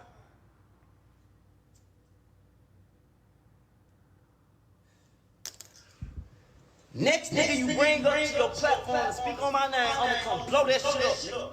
Woo! Say my Call the name police. one motherfucking time. Adam 22. No jumper. No jumper. Clout chasing ass bitches. Fuck wrong with you niggas, boy? Fuck niggas better not say my name no more. On God, nigga. You niggas is hoes, nigga. And you will get exposed, nigga. Fuck you talking about. Y'all niggas the 3 biggest bitches I done seen in the music industry, nigga. Fuck you talking about, nigga. DJ Vlad, you the police, nigga. Stop saying my name. No jumper, you the police, nigga. Stop saying my name. Say cheese, you the police, nigga. Stop saying my name, nigga. His teeth look good. it's funny. I'm sitting over here thinking, I'm like, the tongue keep trying to come over the motherfuckers on the bottom now. Yo, listen up, man. Wait, Flacco, before you go on your before you do what you gonna do. That's packing Now activity. you bring a nigga on your platform. All right, that's it, Riley. We gonna Now- come see y'all. I was so confused when I had saw the video because I'm like, we haven't talked about him and we haven't posted him We in did. a minute. Oh, we did. The Skinny for 9 interview, which was actually in a positive light, because Adam just asked, are you still signed to SODMG? It looks like Soulja Boy was capping it as well, because Skinny is not signed to SODMG, but they just friends, right? But Soulja Boy, did this whole shit like he signed Skinny for 9, which he didn't. But Adam didn't disrespect him. No. So that's what why was his beef with y'all. With that's why I was confused. Now we've cross-facing. posted him in a great light, and I know because I'm the one posting him. I posted the gender reveal. Okay. Congratulations. Posted when he got the shoe deal. Congratulations. Posted when he got shoe deal? it was a toy. Yeah, he got some shoes. He got his own Soulja Boy shoes. Oh, okay. Posted I the see toy. Congratulations. So we any music? to my Well, he ain't. yeah. We don't really post like when artists just drop music like that unless it's sent to us by like representation or something like that, you know, because we can get flagged. We're flagged. We got flags on Twitter, Instagram, whatever. It's a little tricky with music depending on who the artist is. To my knowledge, we've only been posting him possibly in a good light. So I was a little thrown off by this. But I mean, he did say not to talk about him. Soldier Boy. Nah, man. Like, honestly, like. Shout out to Soldier Boy, though. Me personally, man, like, I'm not even, like I don't even take it personally because we know what that is, man. Like, yeah. Well, first off, he's back on that stuff again because Soulja Boy gained a lot of weight early. Now he lost that shit again because he's back on that coke again, my nigga. Get off that shit. Allegedly. You know what? He got us fucked up that he totally ignored when we had discussed him. What was it? It was when T-Rail was here on the Monday show. I want to say it was episode 2, and we all agreed that Soulja Boy is a legend and he needs to live in his legacy. But you know how people is, though. Everybody overlook the 100 good things you said about him if they hear one bad thing. Right. You know, yeah. that's all it is. They want to be spoke about like that. Get to the shit, Slagos. He called us the police. Nah, so, okay. Well, first off, if I were the police, hey, man, there's just to be determined, right? But Soulja... you are definitely Hold the fuck up. But nigga ain't gonna say no shit like that. Yeah, nah, man.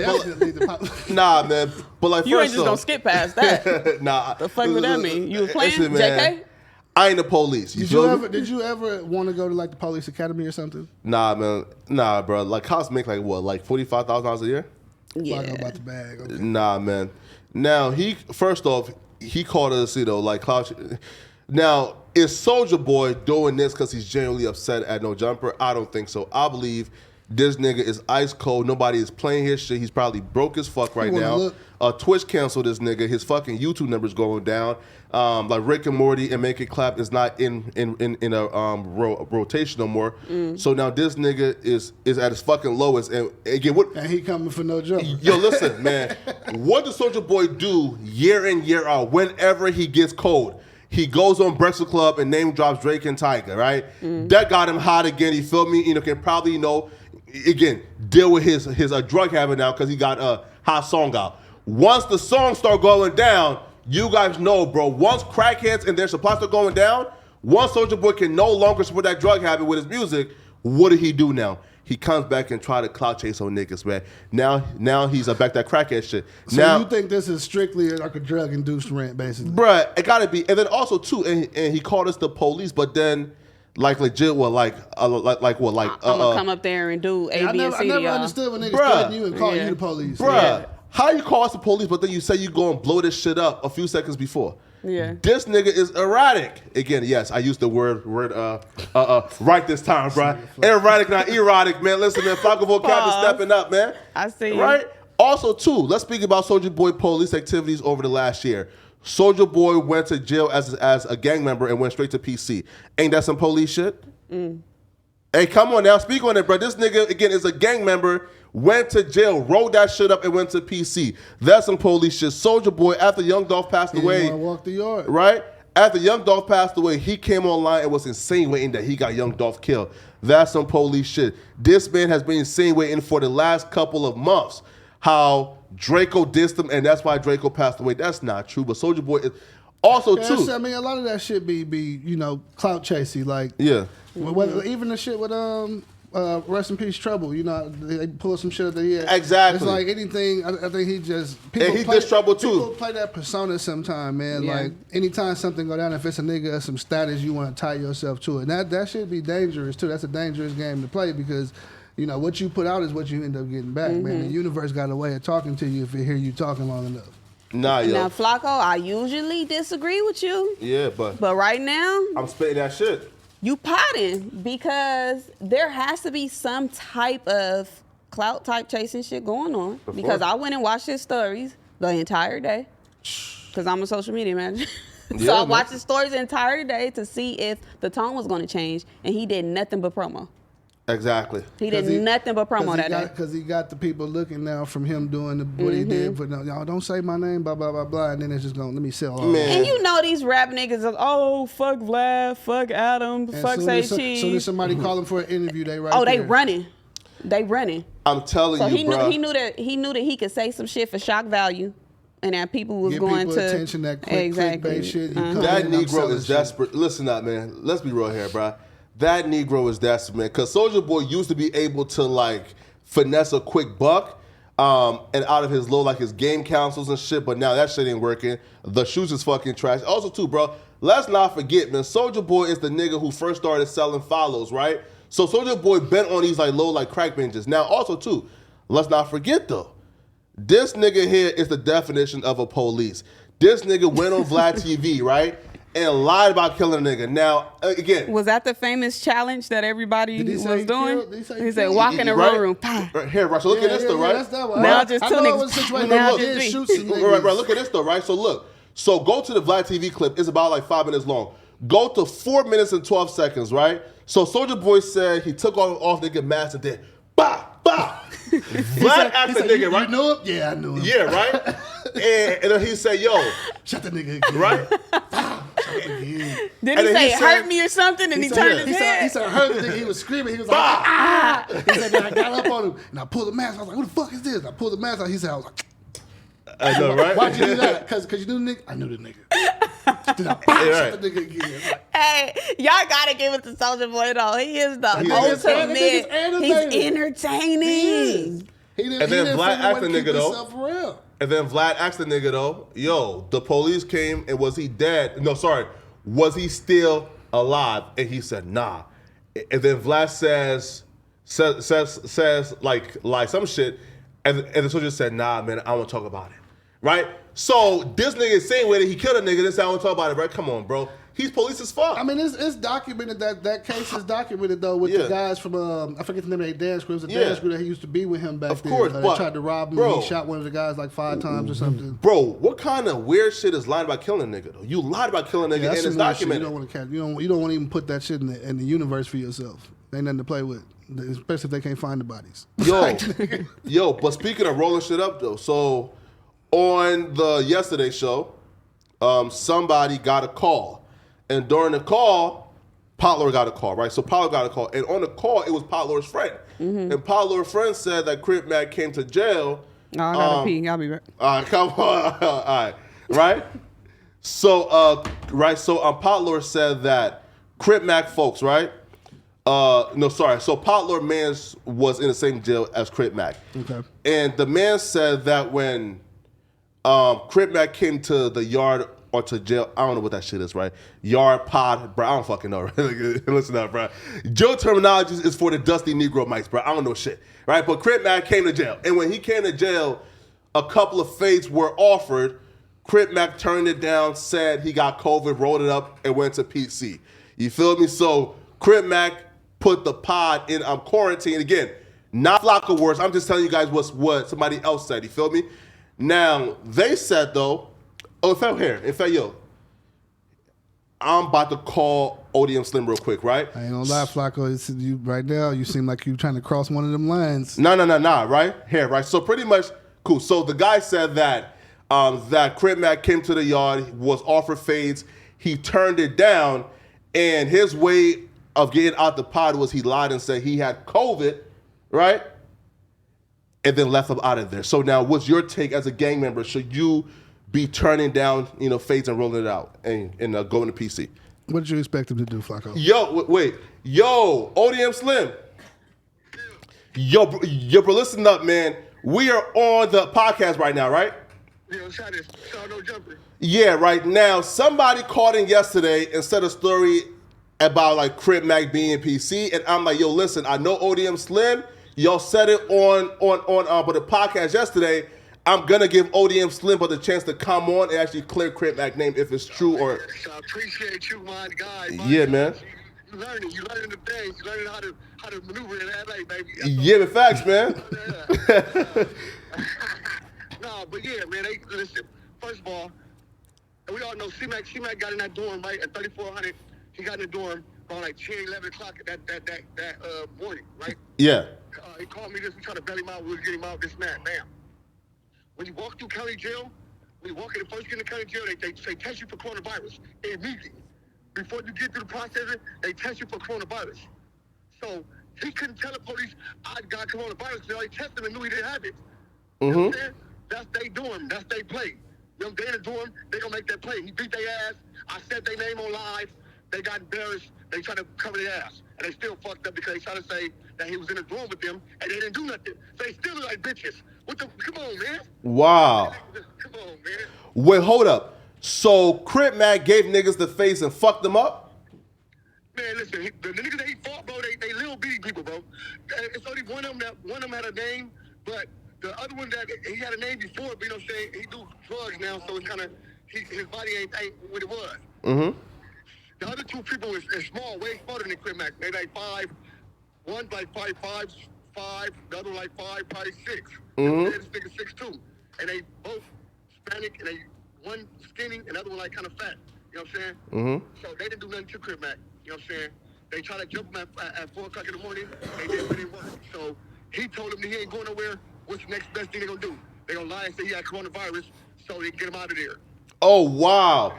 So they lied on Crip Mac and got Crip Mac and out the pot and shit. I was on the phone when the police came to the bars. Wow. Telling him that he got to go because they say he got coronavirus. He said he don't got it, man. I just tested when I first got in jail. Anybody know when you first go to jail, before you walk into the processing, you gotta get tested for coronavirus first. So he can't. That's not gonna be his play. He Wow. can't use that excuse. People say that's not an excuse he can use. Oh wow. Just like, come on, bro. Well, see, folks, yo, listen, man. You see, right? Listen to that, man. Like when it comes to stories, man, it's just great, bro. That like I can now just hit up ODM Slim, you feel me, man, and get the real story, bro. Cause yo, listen, like he said it and on the podcast yesterday, and I seen a couple of videos being made about it, and I'm like, damn, bro, like what's going on, man? But bro, you know, I appreciate you, man. You feel me? Yeah, man. It's like, we all know it's a smart campaign, bro.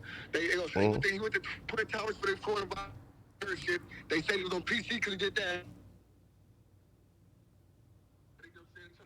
They can't blemish this, man. Nah, definitely, man. Thank you, man, for calling me, bro. Yo, listen, ODM Slim, man. Tell them folks, man, where they can find you, bro. Man, ODM Slim Show everywhere on all platforms, man. Look up ODM Slim Show. I'm there. Nah, man, definitely, man. Thank you, bro. Appreciate it, bro. All right, man. That's what's up. Shout out ODM Slim for clearing up that. Yeah, man. So, you know. Flacco making the politic calls now and everything. What? Huh? Man. He get just What, welcomed man? on in. He said, well, let me call, because they said he was ducking fades. Let me call the big homie who gonna know, and I'm going to tap in with him and ask him directly. Yeah, man. Because like the story was that Crip Mac went outside. It turns out, though, ODM Slim just said that Crip Mac didn't go outside, that, that like he was beating niggas the fuck up, and niggas, lied and said that he got COVID, and got him out the pot. So damn, bro. Hey, man. So Crip Mac, and keep your head up though, man. Oh, yeah, also for sure. too. That's the important part, man. Yo, before we get to that story, did we have anything else left? Nah. Oh. We got them videos to play. Oh yeah, the McDonald's. Yes. Yeah. Yo, Riley, can you pull up that video, please? Wait, do mine first, cause mine gonna be a shorter conversation. Okay. With the little boy. Yeah. And I want y'all to give me y'all perspective. Yeah, let's get it. On this. Don't do the audio because it's the yeah.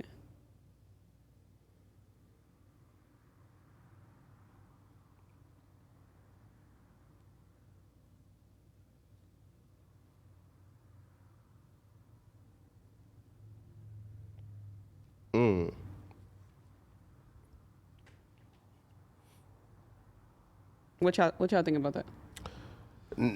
Okay, so there's obviously double standards that exist, right? Mm-hmm. Now, a father taking his son, for a drive to, smack on some asses and, and roll by, in actuality is wrong, right? It shouldn't exist. But when I look at that, I cannot fake emotions that don't exist. Meaning when I look at that, I don't feel any type of way. Rather, it's being I was already programmed to think that was okay, but I don't feel any type of way. Opposed to if that was a little girl who a bunch of Negroes was out here, grinding on, I will feel angry as fuck. So I really can't fake emotions that's not there. I don't feel no type of way, but that is wrong if you really break it down. I just me personally, I'm not a father, right? So I don't know what it's like for people who have, like I said, I worked with kids. I don't know what it's like for people who have kids and how they raise their kids. I know how I feel like children should be raised, right? I I don't know, maybe it's the lame nigga answer. I just don't think like we need to be like promoting that kind of shit. I don't think that shit's cool. You know what I'm saying? Like, cause your son, whatever age, and he's smacking the ass of a grown woman. I think it sets a bad precedent. We already live in a hypersexualized society. STDs is rampant in our community, et cetera, et cetera. I don't think this is nothing that we should be constantly subscribing to put out. You know what I'm saying? Like, I get it. You know what I'm saying? It's supposed to be funny. It's a fun little clip. The little dude young, he driving the car. But the way my mind think, I don't know if it's 'cause I've been in certain situations or what. Like, I see things from a number of perspectives instantly when something happens. Because you out here thinking that he's having fun, right? In actuality, these are a whole bunch of grown people out here partying, doing what they do. It could be an incident that pop off shortly down the way. You know what I'm saying? Bullets don't have no names on them. If something pop off and this kid is driving this car, that's you different, brought him out to have fun that night, and that might be his last night out. And when in actuality, he shouldn't have been there in the first place. He's a child. You see what I'm saying? Here's question though, right? So now, would your again like I'm taking out like the danger aspect, just just speaking about the ass slapping. If he was, let's say, a 15-year-old kid. Because if, let's say, it was a 15-year-old female, we will all still feel the same way. But would you feel the same way if that was a parent taking out his 15-year-old son to smack some ass? I was that. If that was him at 15, that was me. Like, I was in the strip clubs at 15, 16 years old. Pink Slip, Bottoms Up, The Monastery. Like, I had songs on the radio back there. It's well known. Like, I understand it. You know what I'm saying? Like, people live that kind of life. I get it. But I'm saying, still in all, like, that's kind of why we fucked up today. Because we got to get back to the space of letting, it's roles for everybody. Kids need to be kids. I hate when I see parents raise their kids like way too motherfucking hip. Like, your son shouldn't be cussing to me at 4 or 5, 6 years old. He can't spell his motherfucking name, but he can tell me every cuss word in the book, and you got him dressed super flying, et cetera, et cetera. Like, I feel like motherfuckers with kids nowadays, this generation use kids like accessories. It's like how them bitches used to have a little dog in the pouch. You know what I'm saying? When it was hot, everybody started doing the shit. And that's what they do. It's like, oh, that's my friend. No, that's your responsibility. That's your child. That's a life that you brought here that you're responsible for nurturing and helping the rest of the world and making sure that person can become the best version of itself that they can be. You necessarily starting off like this don't mean he won't still become that. But I do think you giving him a mixed signal as to how to treat women, particularly at this age, as to how to go about living his life further on down. Because if you teaching them this at 6, 7 years old, what you going to teach them at 14, 15? You going to let them fire up with you? Now look, think about this, because this is where my mind went. That little boy is smacking on these girls' asses. What y'all think he gonna do when he go to school? Yeah. Yeah, These are women. He gonna go to school and go smack some ass because, and we don't know who he was with, but let's just say the scenario is that he was with his parents, he was with his dad, maybe older brother, uncle, cousin that's old enough to drive. He was with an adult. He was with somebody who's validating that type of behavior. Exactly. And now he's gonna go to school and do that. And he's gonna think it's all right because why? Everybody bigged him up while he was doing it. Exactly. If everybody yelling, school, woo! He get in trouble at school and get the charge and all that. Then what? Now kids is playing. Now he get back at school playing high go get it and tap that ass. Kids always played that in school. Yeah, It but ain't they did. But smacking ass and doing all of that to some little girls. If any of them little niggas touch my nieces, I'm up there. Another thing that I thought, because we only talking about one side of it, them bitches is weird. Yeah, because you're allowing them bitches who was bending over and doing all that, they are fucking weird.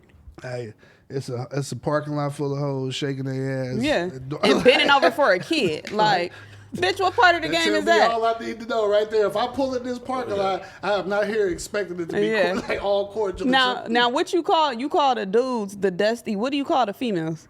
Yo, I'll keep it a buck. Like, when I see, what do you call females with that type of behavior? I know you say the Reggies and the dust mites and the Negro mites and all that. Label these bitches for me, because I don't fuck with this.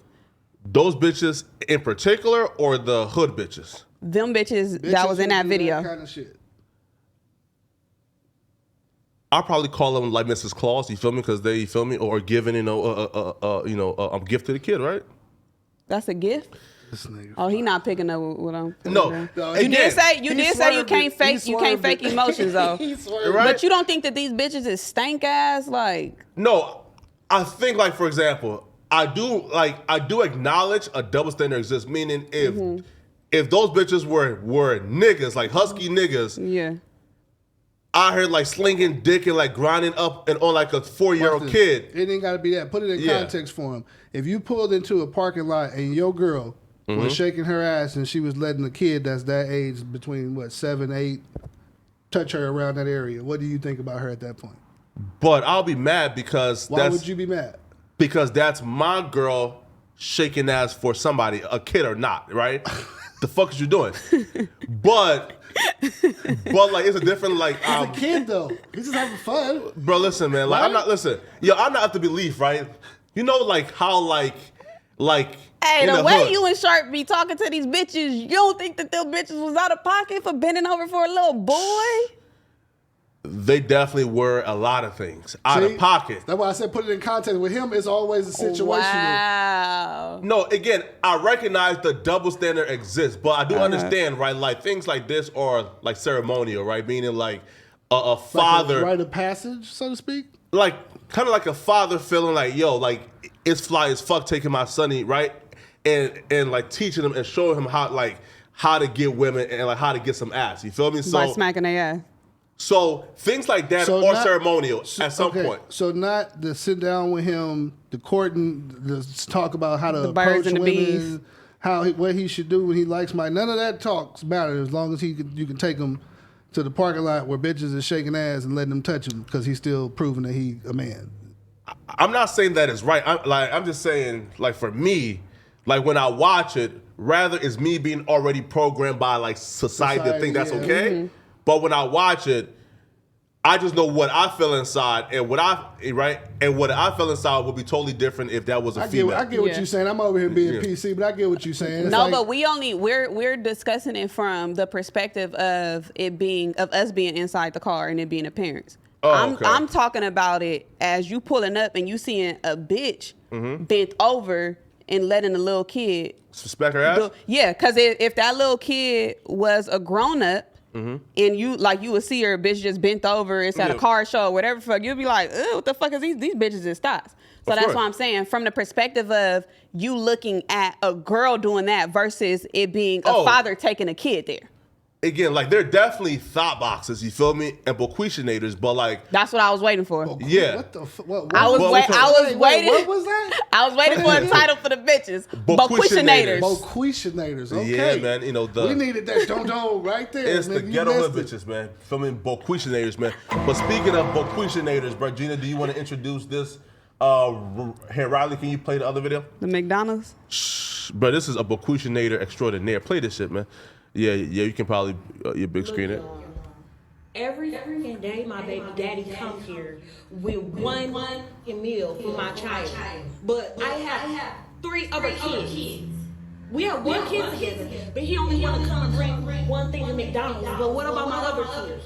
How come you can't feed my other kids at McDonald's though? Like that's bogus as hell. Like you're not finna sit here and make my other kids feel left out, and you're only bringing one child something to eat. Look, there you go. And I bet you he only got one thing in there.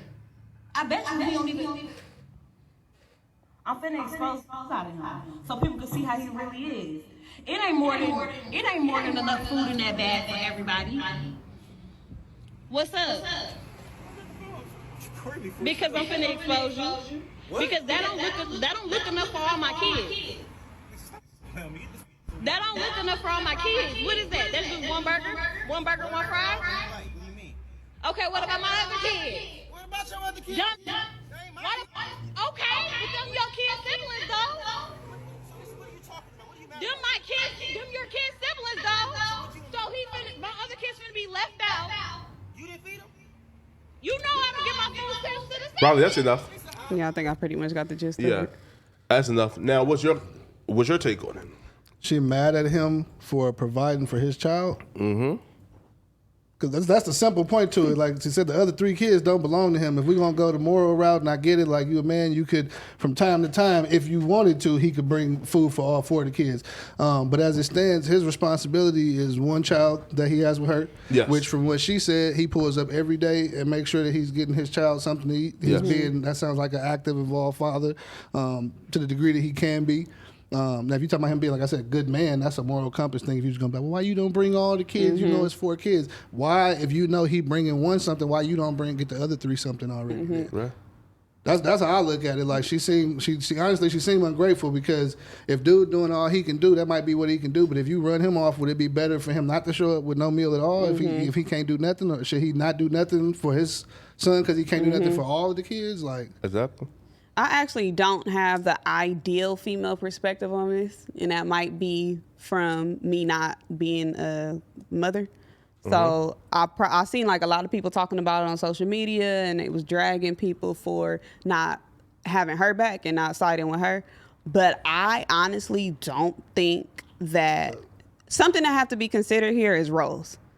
Her boyfriend or her man, her husband, somebody that she's dating and dealing with, should probably be providing for the entire family, because once you take me, you take my kids. All right, however, this man is just the father of one kid.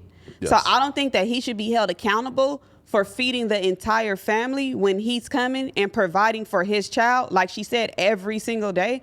Why is he being held accountable? If you pay child support, the court don't say that I got to pay child support for all the kids. They say that I got to pay child support for the kid that is kin to me. And then another thing, like, obviously, like, that's his son, so we know you have multiple baby daddies. Yes. Right? So why they not getting the smoke for not pulling up and doing nothing for their kids? Yeah. It feel like, the shit is misplaced. It's misdirected. The nigga who doing something is the nigga who got to hear it. Yeah. You see what I'm saying? Like, it's possibly 3 other. I don't know how many baby daddies she got. And she they got 4 probably kids. not providing. That's what I'm saying. Right. So it could be a lot worse, and you gonna bash the one that is helping. You know what I'm saying? Her issue could be, though, that one of the kids is getting McDonald's and stuff, and then the other fathers are not active, so it could make her other kids feel away. I think in that situation, she needs to say, hey, you know what? I'm going to just cook, or I'm going to take care of everything so that you're not just bringing food for one kid and they can all eat the same thing.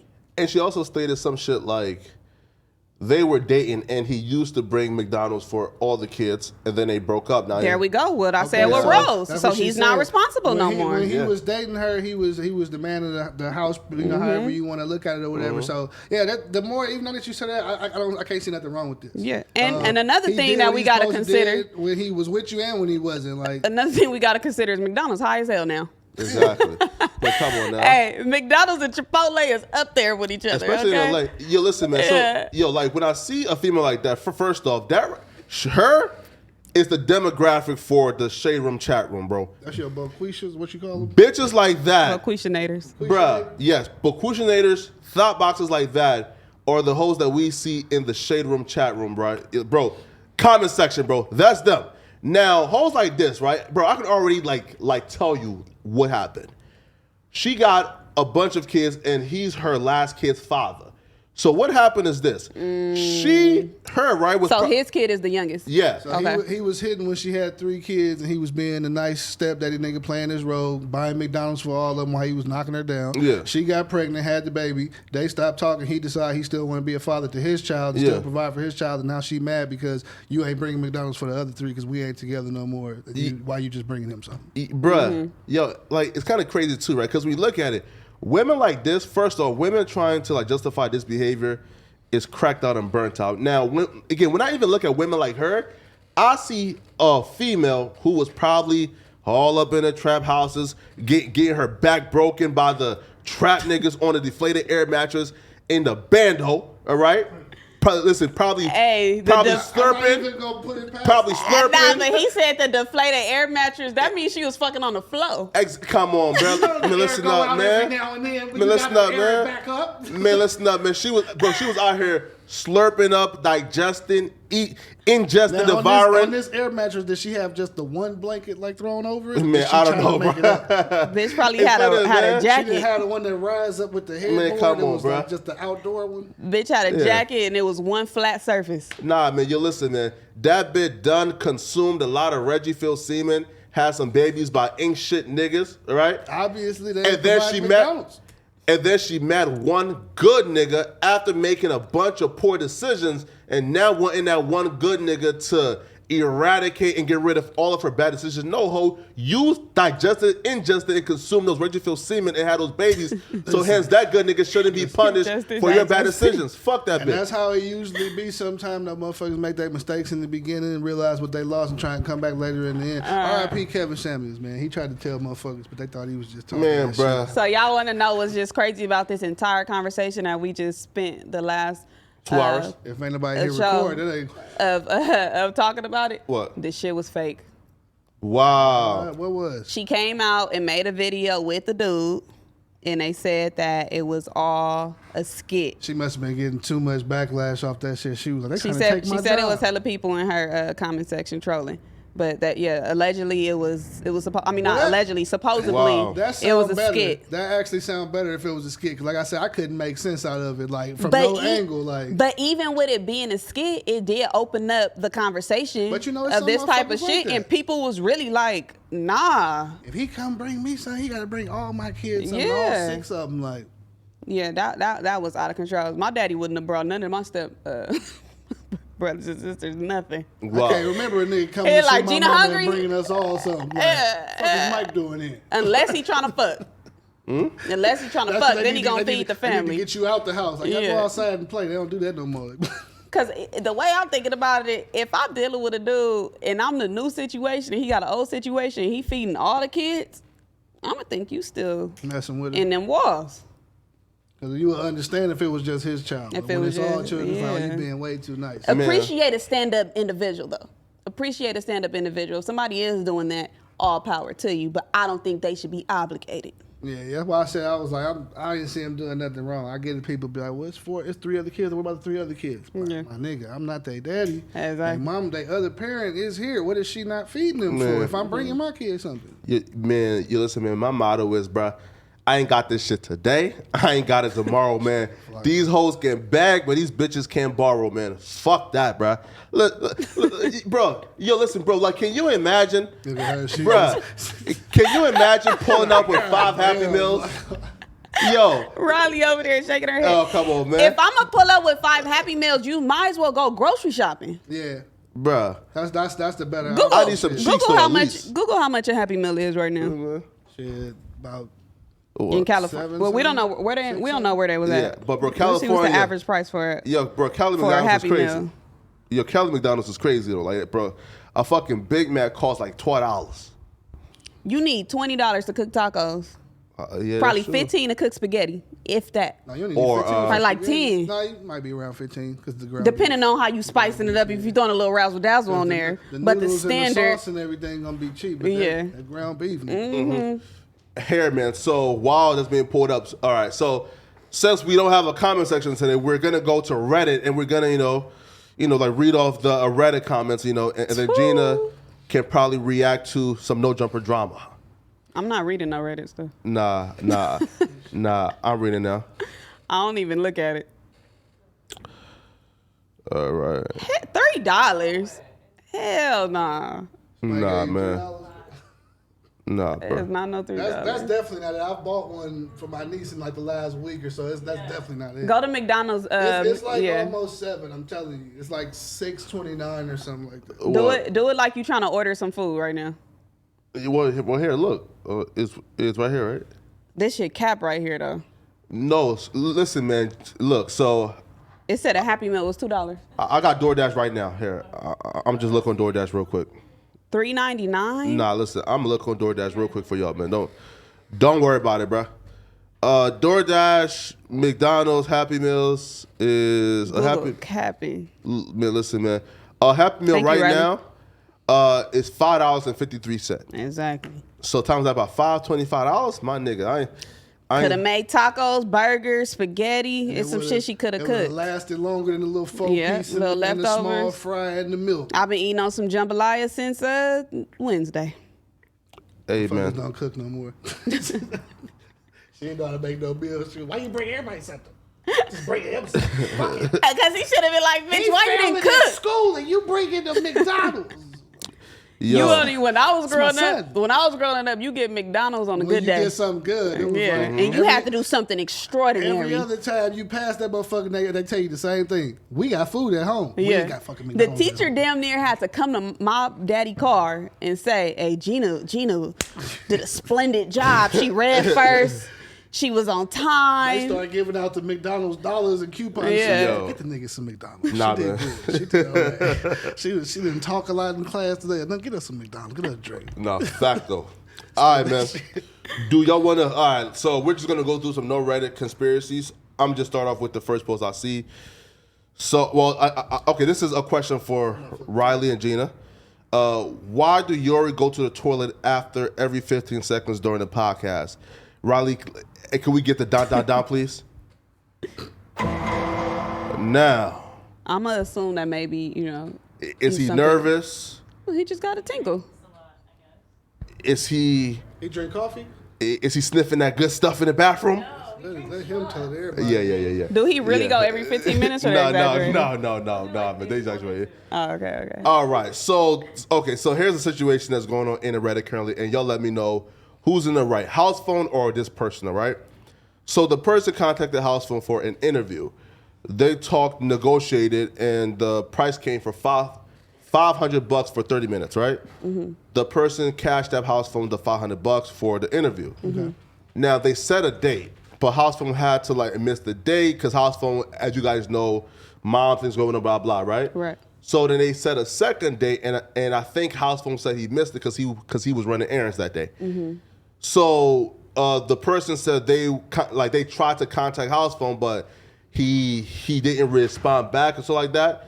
So it's been 2 weeks now, and house phone said that he did respond back at some point. So after 2 weeks, there was no date set for the interview. The person did a Reddit post, kind of saying, "Yo, house phone did this. Here's the screenshots, et cetera, et cetera." Making it look like he played him for the money. Yeah, and now the Reddit is going off. So Well, what did house phone say about it? house phone said he was still going to do the interview, but he just didn't have time currently. I'll say this. And the person is saying that he missed the date, but never gave an actual date to do it next. I'll say this again. That's where I come in at, right? Yeah. The business side of shit. That's what I do. I don't know house phone personally. It's nothing negative or no shit like that or whatever. When he defaulted on the original date, Yeah. there should have just been more communication. The second date that you defaulted on, at that point, you probably should have refunded the money or had the conversation with dude to let him know I'm still going to do it. But if you default on me for personal errands and we had a date for something already set up, I probably don't want to do it no more at that point. That's just me. If we had something lined up where my money has already been paid across and we have a date, I understand stuff happens. So the first time it would have happened, all right, cool. Can we reschedule it? When we rescheduling it and then it happened again, me personally, I'm probably going to be like, no, we ain't even got to, you know what I'm saying? Because I don't like to feel like I'm bothering nobody and I don't like nobody to feel like they can brush me off. So I wouldn't even keep doing it. Dude paid his money. He was purchasing a product. I just feel like house phone should have talked, been a little more. Like he said, if it took 2 weeks for you to reach back out to me, but we had already been in contact and we were setting dates and everything at first, regularly, it should have been just more transparency. That's just the business side of shit. You always want to reach back, even if that's business you might potentially lose for the future that you could have got something else out of. So just a little more Should house phone transparency. have given back the money? Yeah. Gina, if you're doing business on the up and up, why wouldn't you? Oh yeah. So Gina, As of today, now that the person is making Reddit posts and things like that. That's a different thing right there. Yeah. Then- But I mean, before Yeah. he did all that, then I would have said give him the money. Well, at this point, if I was the person and it was me and I'm talent, because I am talent, if a person made a Reddit post or whatever, something like that about me, I would just be like, oh, here. And we don't even got to, Yeah, we don't have to do It no ain't even nothing business. else to talk about. We ain't got to do no business at all. here your dough back. That's because the way you go about things. because to me, taking it to Reddit is wild. yeah. Oh, and also too, this.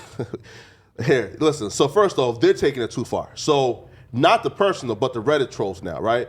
Because now there's troll accounts in a Reddit who's wishing death on house phone's mother because of this shit. Yeah, see, that's too far. And to me, that's fucked up. That's some fuck nigga. It's game, never but that that's fucking internet serious, people though. and trolls and shit. Yeah. You don't do no shit like No, that. but though, it wasn't the person who made the post. I was just saying, it ain't even the person who he has the initial. But that's what issue happened with. when you involve, because what you do by creating and I don't know if did he create the post or did he just tell somebody the story and a Reddit user created the post? No, so the person went onto Reddit and posted it. Yeah. See, when you involve an entire community of people, that's what they do. You open up the door for anything to happen. Mm-hmm. And I feel like what a lot of people fail to realize with us in the position that we're in, you get a lot of fucking trolls. Like, man, my life changed when I sat in front of this camera.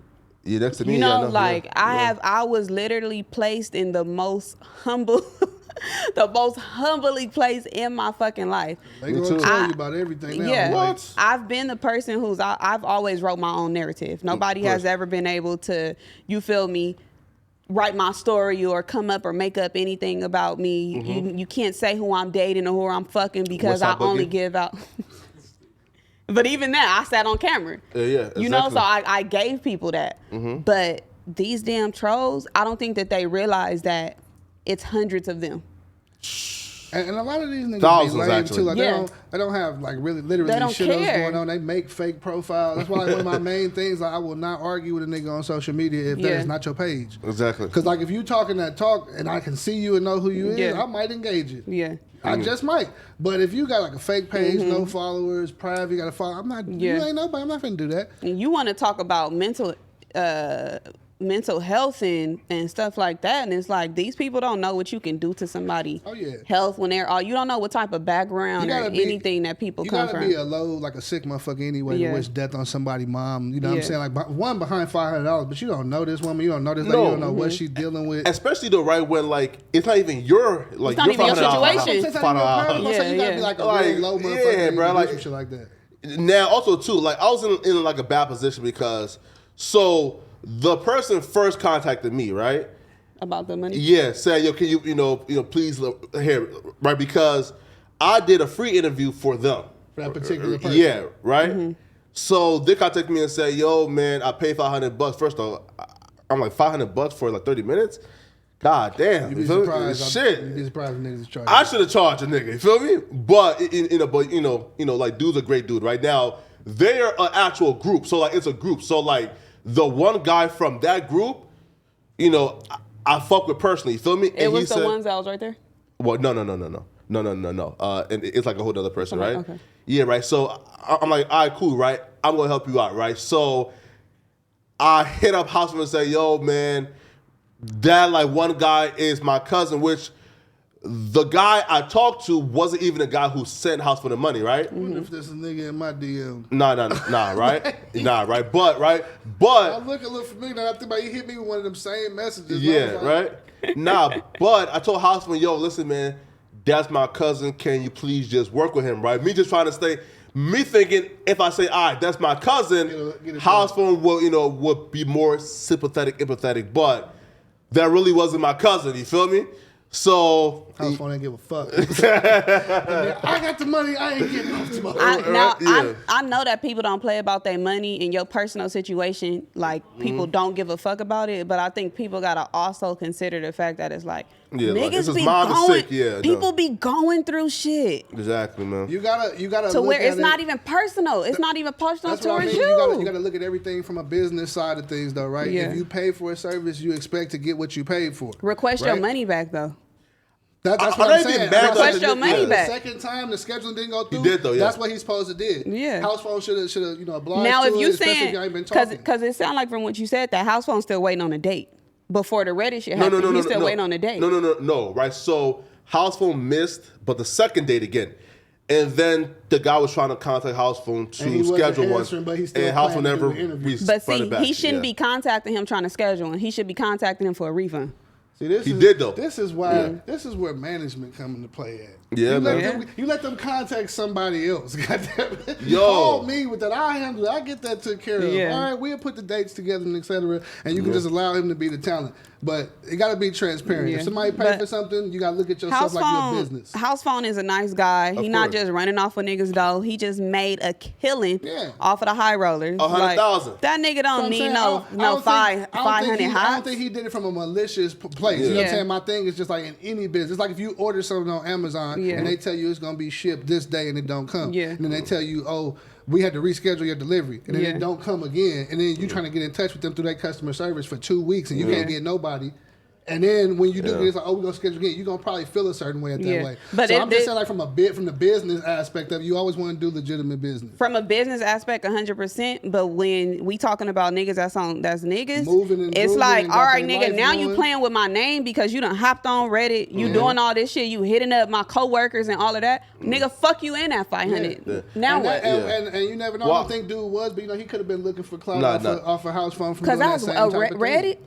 Well, hey, to be like fair though, right? Like it's a group. So, right, so the guy who contacted me was not the one who made the post. It was somebody else like from that group. Okay, right? see, that's what I asked. Yeah. Was he the person who did it or was it another Reddit user? It was another person that did it, right? So it wasn't him From the personally. Group. Well, here, right? So like it's a group of guys. So somebody else from their group. He's his group mate though. Yeah. Okay, yeah. It's still then. You ride with it. It's a whole group. Y'all in it together. Yeah. And see, right, like, I understand both sides, right? Meaning, yo, listen, man, like, just give me back my money and we don't even have to go through this. But what I don't understand is the trolls and the fans going off on house phone over somebody that it ain't even their situation. They don't know. But that's what they that's what they do though. That's literally and to what say, the bro, troll job is. Bro, and to say that you wish death on this nigga mama over some niggas, shit that got nothing to do with you. Yeah, that's wild. That's some crazy shit, man. But listen up, man. But I was getting death threats for your situation. Well, yeah, bro. Yo, listen, bro. Like the podcast before this one, my nigga, bro. Yo, but I keep telling, listen, man. I told like a bunch of people, man. Right? You listen, man. I'm not doing this podcast without Gina, right? So you feel me? So it's either we crash together, or we hit the stars together. You feel me? That's what I told Josh. I said, if the wheels gonna roll off, I'm gonna be right there when it crashes. Yeah, man. Okay.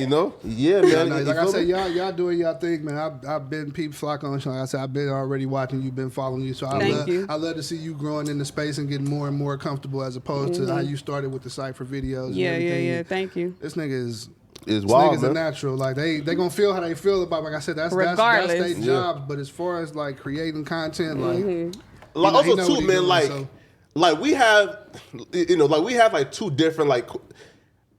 I don't even like call it like fan bases, right? Cause like right? Cause like they're my fucking family, right? Like right, like and like those are like dudes who like will call into like my YouTube live stream, and and who like I talk to and through DMs and Reddit, right? So you gotta give them a name. That gotta be the flock. Yeah, right. You see what I'm saying? You gotta figure that out. So those guys are dudes who are right. So those guys are dudes who come from environments where they hate, like the quote unquote, like the street culture, right? Yeah. So Gina like repping that strong, they like, yo, fuck, right? So like, bro, it's a weird mix of like fan bases, right? It's a good balance. But a lot of people are not used to seeing, and not to toot my own horn, but a pretty girl female from the hood. Yeah. You see a cute girl, you like, it's been LA people that told me like, I thought you went to Hamilton or something like that. No, nigga, I went to Washington. So I don't know what that is, but yeah. Hamilton is a pretty like good school. Okay, people just in comparison to Washington, you seen the movie Lean on Me? No. Mm-hmm. Well, You ain't never seen Lean on Me? No. Go look it up and you'll know. You'll know what I'm referring to. But they not used to seeing. That's what you look like. You look like the nigga that was in the room. They not used to seeing a cute girl say that she from the hood and stuff like that. So it's like, what the fuck this bitch capping? That's why I said like your transition and everything. Yeah. And then a lot of people, a lot of these fans too, they're not used to a female being on this platform like that. Yeah. So all the attention is on me because I am the only girl on the platform. On top of that, I'm black. And then at the end of the day, a lot of motherfuckers don't want to see a black female or a female win for that matter. Period. Even have an opinion. Platform. Because like how you were saying yesterday, how the girl had was crying and stuff. But y'all said the fans loved the way y'all was talking to her, even though I think y'all said she was kind of a little off or whatever. Yeah, but they are like y'all talking crazy to somebody versus not liking a female speaking up for herself. That masculine energy. With the right, listen though, because after the interview, I just thought that, you know, like we just left. Now, I was told by Riley and Josh, yo, Yeah. no, man, like she left you, like she left the interview with you and Sharp and went on the curb and cried her eyes out waiting for her Uber. And that kind of fucked with me because I'm like, damn, bro, Yeah. like I don't ever want like a situation where a female leaves and she's out here crying over some shit that happened here, you know? Listen, if a motherfucker break down and cry about some shit you said to him, more than likely it was hitting a little close to home. Yo, So while I don't think you Sharp ever was bringing should her just down, though. intentionally, you know, demean a motherfucker, You might have to watch it. A lot of times, well, I might have to. Because I can see how Sharp get in their ass, but I be watching that. Hey, bitch Sharp go that ahead, nigga. cuz. nah, Sharp was bringing her down. Sharp be on him and he kick his little foot Yeah. up. And, no, I'm Listen, gonna tell you man. what Yeah. you got to do. Hey, listen plug, though, man. plug your shit. Yeah, Let everybody man. know where to follow you at, where to find yeah, you. Yeah. So the Instagram is Self.made.Mel. The handle YKTV. The studio located downtown, 2,000-something square feet. Audio podcast space, 643 South Olive. You dropping Galaxy the low? Gang Studios. Oh, we You dropping the low for the ops? I told you we a business. Look, you protected and safe. You need key codes to get in the lobby. You need key codes to get up the elevators. I got you. Yeah, Galaxy man. Gang Studios. Tap in. Hey, it's Poetic Flacco on all platforms. Follow me, Gina. Gina Views. See y'all next week. We out of We here, out. man. You know the vibes.